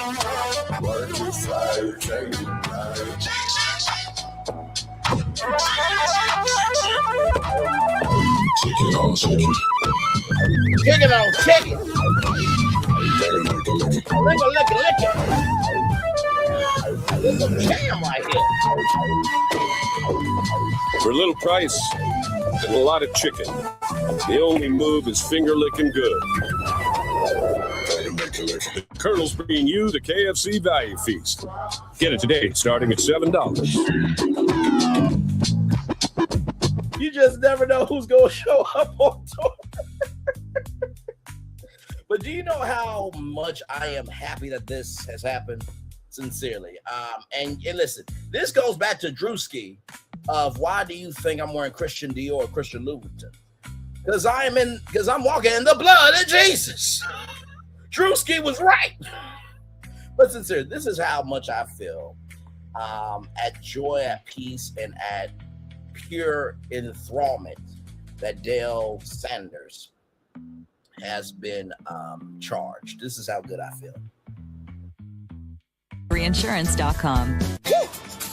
So good. So good. So good. I feel so So good is everywhere. So good. Well, no one knows exactly where So it started. good. For 70 years, there's been only one way to describe the world's best chicken. So good. So good. So good. Help KFC celebrate 70 years. Get 4 free pieces of original recipe chicken with the purchase of any 10-piece meal or larger. S-O-G-O-O-D good. Yes, indeed. Shout out to KFC now. All right, y'all. Our last destination. We've been rolling today. Our last destination is from Complex. Amber Rose sues Beverly Hills. Shout out to Complex, by the way. Amber Rose sues Beverly Hills Club after a holiday ornament concussion. Inside Amber Rose's Beverly Hills nightmare, the New Year's Eve party, the following ornament, and the concussion that she says left her with ongoing symptoms. Oh, my Lord. Well, hopefully those symptoms allow you to know that you are black and that MAGA don't give a damn fuck or shit about you. But moving on. Key takeaways. Amber Rose is suing Beverly Hills members-only club Gravitas. So basically, you telling people where you go to hang out. Okay.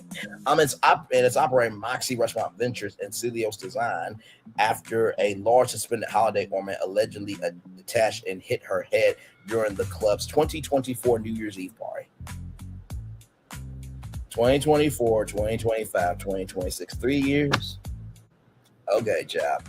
2024 New Year's Eve party. She claims the impact caused a concussion and ongoing issues like headaches, vertigo, memory and concentration problems, fatigue, and emotional distress, arguing the oversized ornament posed an unreasonable hit and safety risk if not properly secured and backed by a secondary restraint. Rose is seeking damages for medical care, rehab, lost income. You are making income? Okay. And pain and suffering, with her legal team saying they prefer a quick and professional settlement. Amber Rose is heading to court after alleging a New Year's Eve celebration at an exclusive Beverly Hills social club ended up with a trip to the emergency room, according to People magazine, people.com. The model and media personnel has filed a lawsuit against members only club Gravitas. It's operating Moxie Restaurant Ventures and Celios Designs, claiming a large suspended holiday ornament broke loose and struck her in the head during the club's 2024 New Year's Eve festivities. The complaint, filed July 21st in Los Angeles County Superior Court, states Rose was seated in a booth beneath the oversized decorative spears when, without warning, the suspended spear detached and fell onto the plaintiff's head. The lawsuit maintains neither Rose Rose neither touched nor controlled the spear or its mounting system and did not cause or contribute to its fall. She instead alleges the impact left her suffering immediate head, neck, visual, vestibular, I believe, and neurologic symptoms, including dizziness, blurred vision, nausea, confusion, neck pain, and a brief loss of consciousness or altered awareness before she was taken to Cedars-Sinai Medical Center. Rose said the incident resulted in a concussion and a series of ongoing health issues, including headaches, vertigo, memory, concentration problems, cervical tenderness, fatigue, anxiety, irritability, emotional distress, and difficulty performing everyday activities. She argues the oversized ornament posed a concealed and unreasonable risk of injuries if it was not properly designed, attached, secure, tested, expected, maintained, and where reasonably required, backed by appropriate secondary restraint. As a result, Rose is seeking damages covering her medical care, rehabilitation, loss of income, diminished earning capacity, and pain and suffering. Her attorney said that they hope to resolve the dispute outside trial, but are prepared to litigate if necessary. Ms. Rose's legal team remains focused on achieving a prompt, professional, and appropriate resolution of this matter. Attorney Michelle Centenares and Fernando Vega, head of strategy operations at VS Trial Counsel, said in a joint statement, "Our preference is to resolve this dispute officially and constructively and in a manner that fully protects Ms. Rose's rights and interests." The lawsuit marks the latest headline a year that has already kept Rose in the public conversation. Earlier this year, she drew widespread attention after taking aim at Ariana Grande and Billie Eilish during a live stream criticizing the anti-ICE activism and questions celebrities who encourage fans to skip work and protest. It was fucking Ariana Grande. She's worth like 250, 300 million telling people not to go to work. Rose said, "It's like, girl, shut the fuck up. Are you going to give your money to these people so they can stay at home for work? Are you going to give money to help the black community?" But you say you're not black though, right? Oh my God, give me a moment, y'all, because I think I might have a solution there.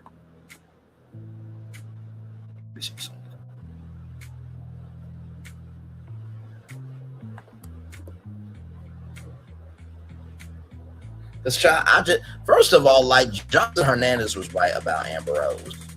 Okay, now I know that she had her moment of, "I'm the Puerto Rican princess." But in the same token, right? It is what it is, child. I just, no. You cannot do how can I put it? You can't ask for construction when you cause destruction. I've said that many times before. Hang on, y'all. Give me a moment.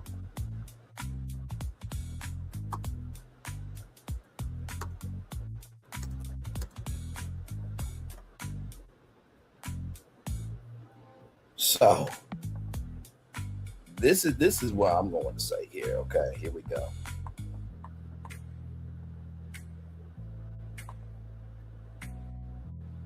Because this is what I think you ought to do.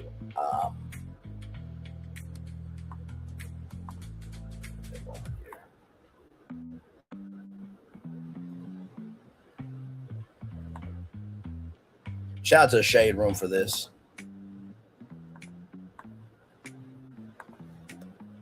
Amber Rose, this is what you need to do, okay? Shout out to the Shade Room, like I said. Here we go.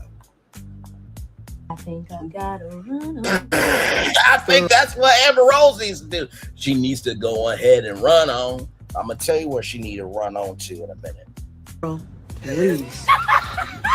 Okay, that is one of the mistakes of my career. It's no mistake. It is a mistake. We love it. So what happened was I was trying to decide, am I going to end the show or not end the show?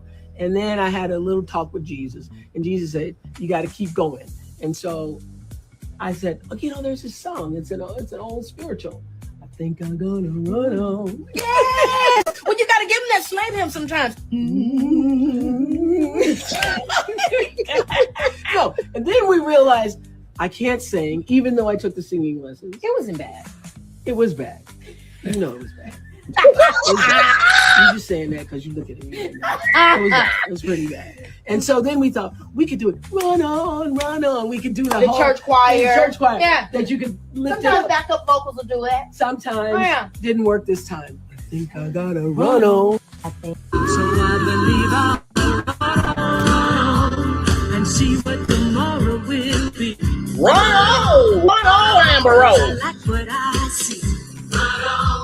It really wasn't that bad of a song. And here's the thing too, right? Everybody can't sing, but that doesn't mean you can't find a way to sing. And with Oprah, in her register, it made sense because you hear, run on, Oprah. Say it, y'all. And then the audience will applaud. That's like core Oprah show history. But I'm going to show you where Amber Rose should run on to. Okay, now give me a moment. Because this is why I love what we do. Because we get to utilize our own content. It's nice to do that from time to time. Mm-hmm. Give me one moment. Oh my God.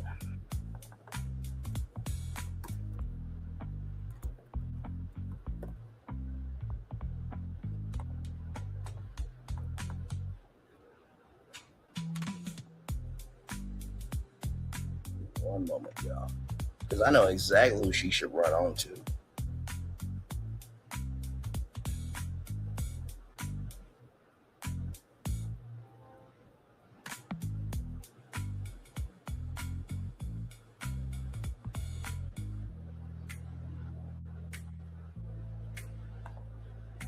Okay. I found who she should run on to. Right here. Anybody remember this live stream? So when you make decisions, there are rewards and consequences for how we move. I did that live 3 months ago. April 1st, April Fool's Day. But this was not a joke. Roll it.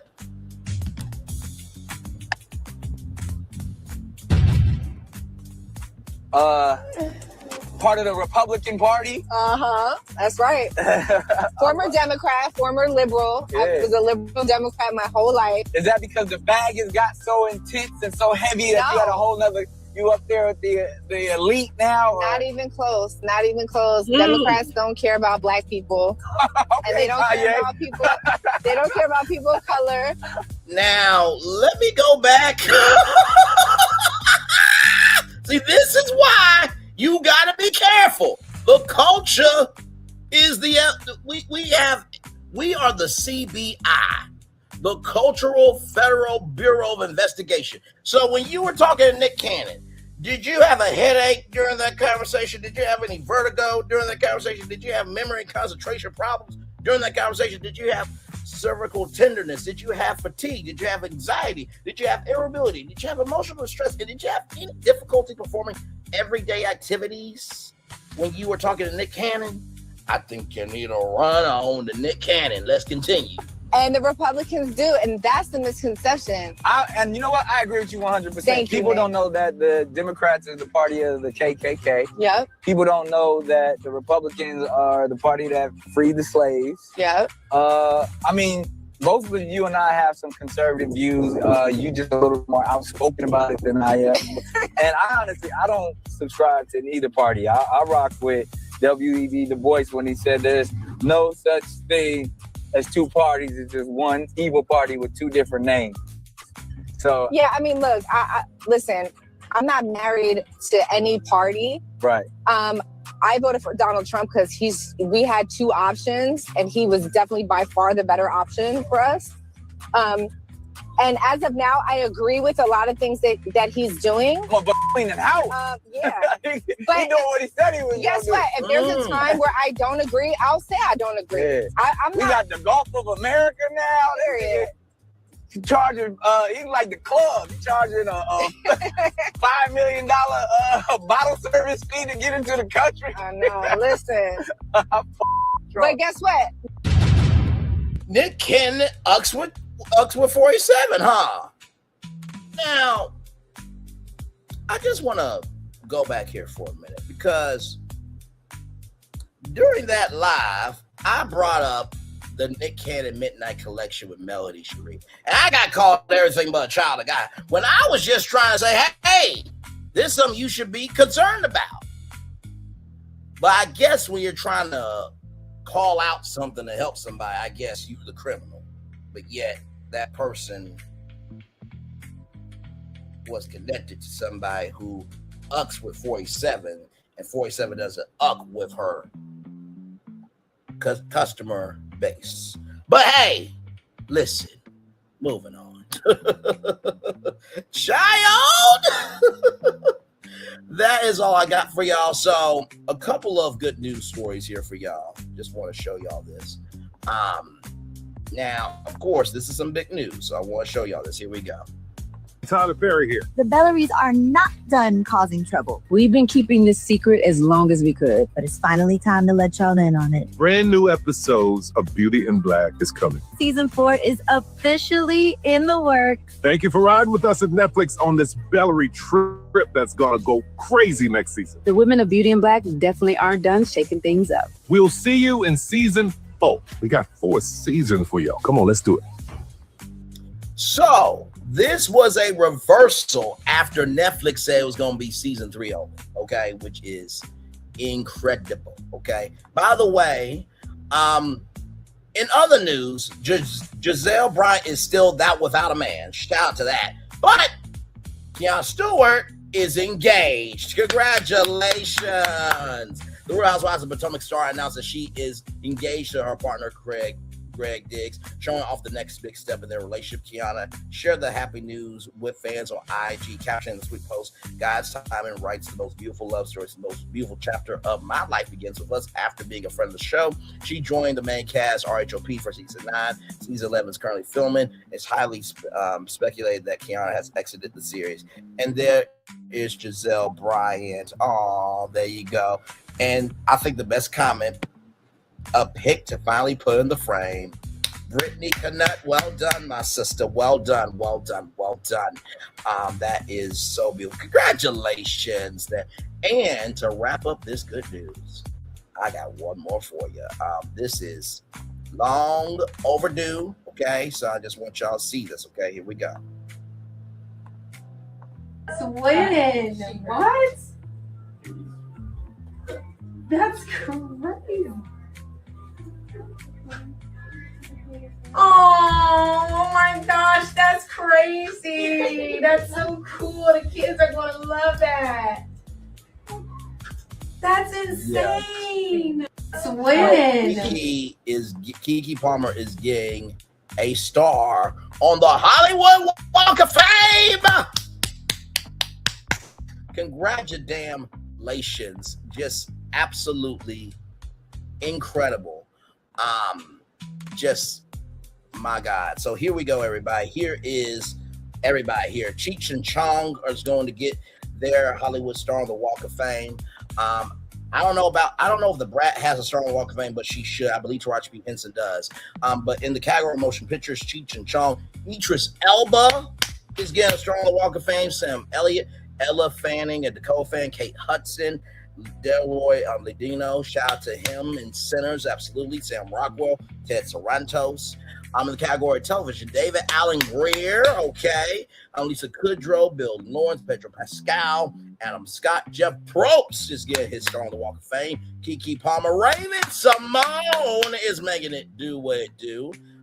Congratulations, Carol G. This is in the recording. This is in the category of recorded. Carol G. David Guetta, Waylon Jennings, posthumorist, the Ramones.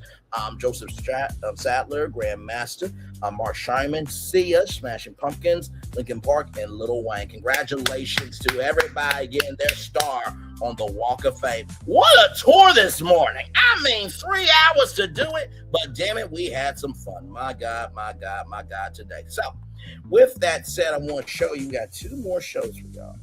Just 2 more tours, 2 more live streams today.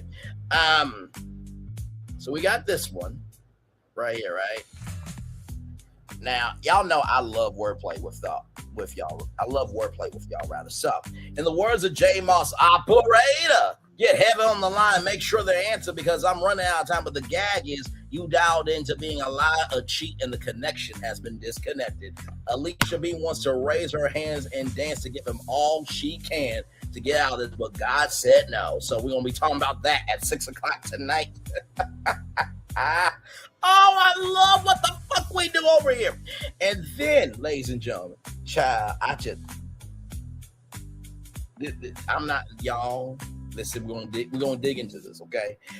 Beyonce said we break chains all by ourselves and to not let freedom rot in hell. We're gonna keep running because the women don't quit on themselves. Meanwhile, the seals at SeaWorld have a bigger audience and actually love them more than you. Now, Vicky Winan said, long as I got King Jesus, I don't need nobody else, but nobody wants Amanda Seales. So we got a lot to discuss this evening at 6 o'clock and at 8:30. So we got a jam-packed day today. Sincerely, y'all, if you weren't here for it, you missed it, but that's what the replay is for. Shout out to the two people that are here currently. Thank you so much for being here all show. I appreciate y'all. Like I said, y'all, it is a thrill, it's a joy, and it's a blessing to be able to showcase the totality of all of the culture, not just the parts we want to talk about. And shout out to Chit Chat with QT, who got tea while Alicia Brown will be utilizing her tea to give commentary on that. And shout out to Chit Chat with QT. Like, comment, share, and subscribe to that beautiful sister right there. One love, much love, all love. I feel the love and send it right back to you. Absolutely indeed. You know what? Let's play the anthem real quick. Let's play the anthem on our way out. Love you all, value you all, and appreciate y'all. Live your best life. Don't take nothing less than the best. And always remember, your dash is yours. If it's not fulfilling, it's because of you. If it is being fulfilling, or if it is being fulfilled, it is because of you. We are the authors of our beginning, how we make the book, and how at the end, how the book comes out. Love y'all. Peace. Have a wonderful day. Bye.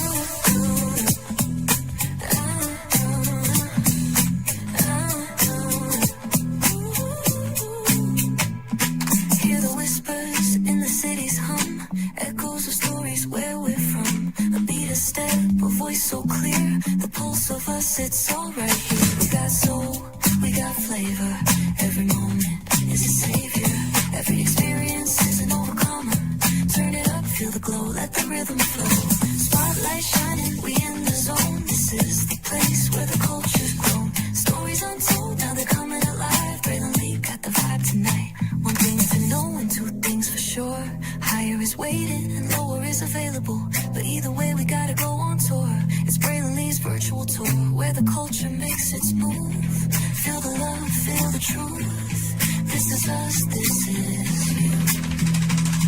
From the unknown, the and more. This show, this brand, and the possibilities of what can be is all here for you. I'm just a kid from the rock, trying to be a rock for people, trying to make it best they can to become. Being moved as a creator of power to lift up all of us, not just a selective few. For the culture, by the culture, here we be, brilliantly bringing life to your screen. Feel the soul, feel the truth, we're free. Trust and believe it's entertainment, news done away with. Brilliantly, spotlight sharp like a diamond shine. We see the stars, but the stories align. Deep in the soul where the heartbeats find. The pulse of the people redefining time. Just a pro tip, people have to earn the right to hear your story, but in addition to that, people have to earn the responsibility to be a part of it. Just because we are not seen by everybody doesn't mean we are not being seen by who needs to see us. Noise equals attention and sound equals purpose. Anybody can be a creator, but it takes a somebody to be an artist.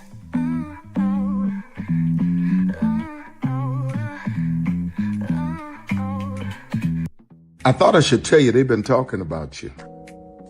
Yeah, they've been talking about you. They've been talking about the fact that they've done everything they could to stop you and everything they could to block you, but you still win. They've been talking about the fact that they have undermined your success and they have tried to sabotage your seasons, but you keep winning. They've been talking about the fact that even though they don't like each other, they get together to try to kill you, but you keep winning. They've been talking about the fact that you were voted least likely to succeed, but like cream, you keep rising to the top. They've been talking about how they tried to burn your world down, but like the phoenix, you rose from the ashes. They've been talking about you. And you know what they say? Oh, she's just lucky. He's just lucky. But no, you ain't lucky. You're anointed. You got something on you. You got favor on you. You got power on you. You were born to win. Now they can call it luck, but it's grace. They can call it luck, but it's favor. But whatever they call it, it doesn't matter, because you know what God calls you? Do you know what God calls you? A winner. I thought I should tell you they've been talking about you. Yeah, they've been talking about you.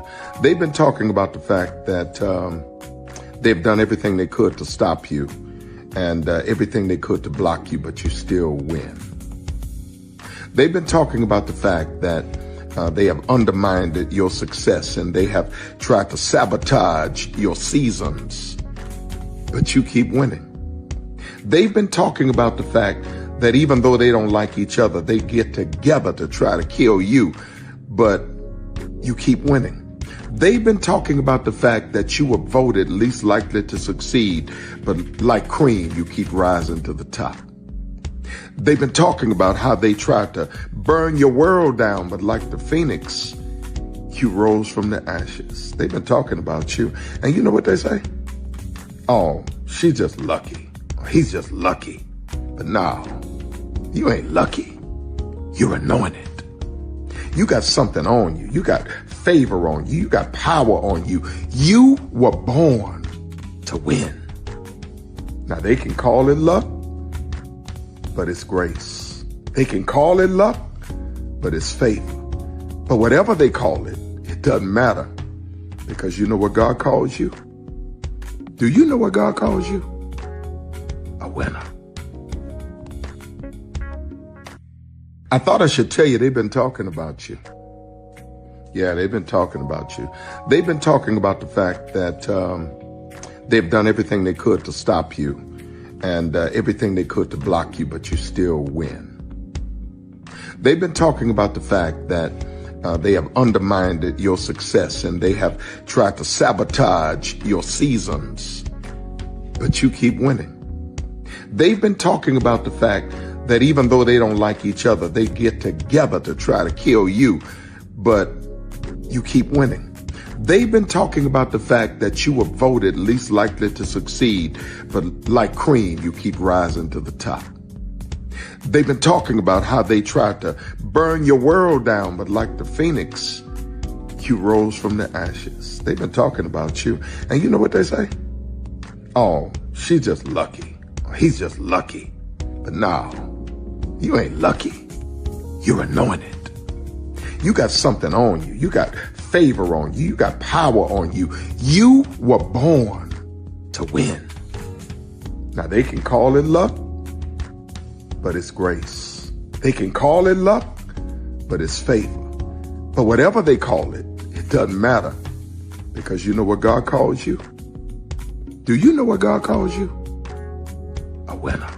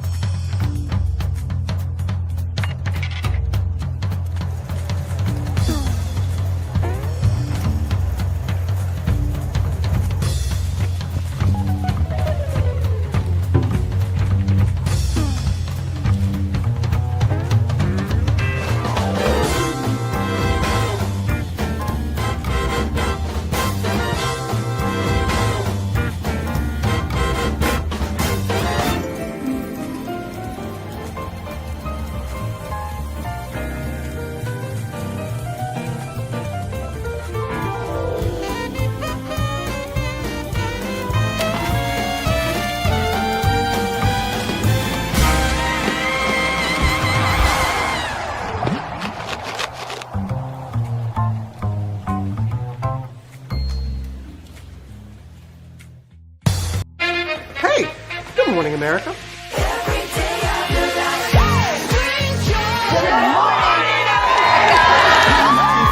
Good morning, America. Good morning, America. Good morning, America. Money! Are you ready?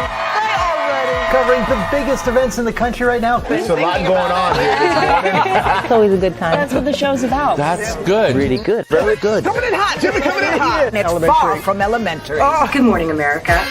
I'm not going to try to strut like Michael or anything. I have known George a long, long time. Have you ever gotten him to dance? Look at that face. You don't just see it, you feel it. I'm in. I'm in. I'm in too. I'll be there. I am here and so happy. I'm in. I'm in too. I'm in. That tells you something when Snoop Dogg's in. Michael, George, where? Ginger.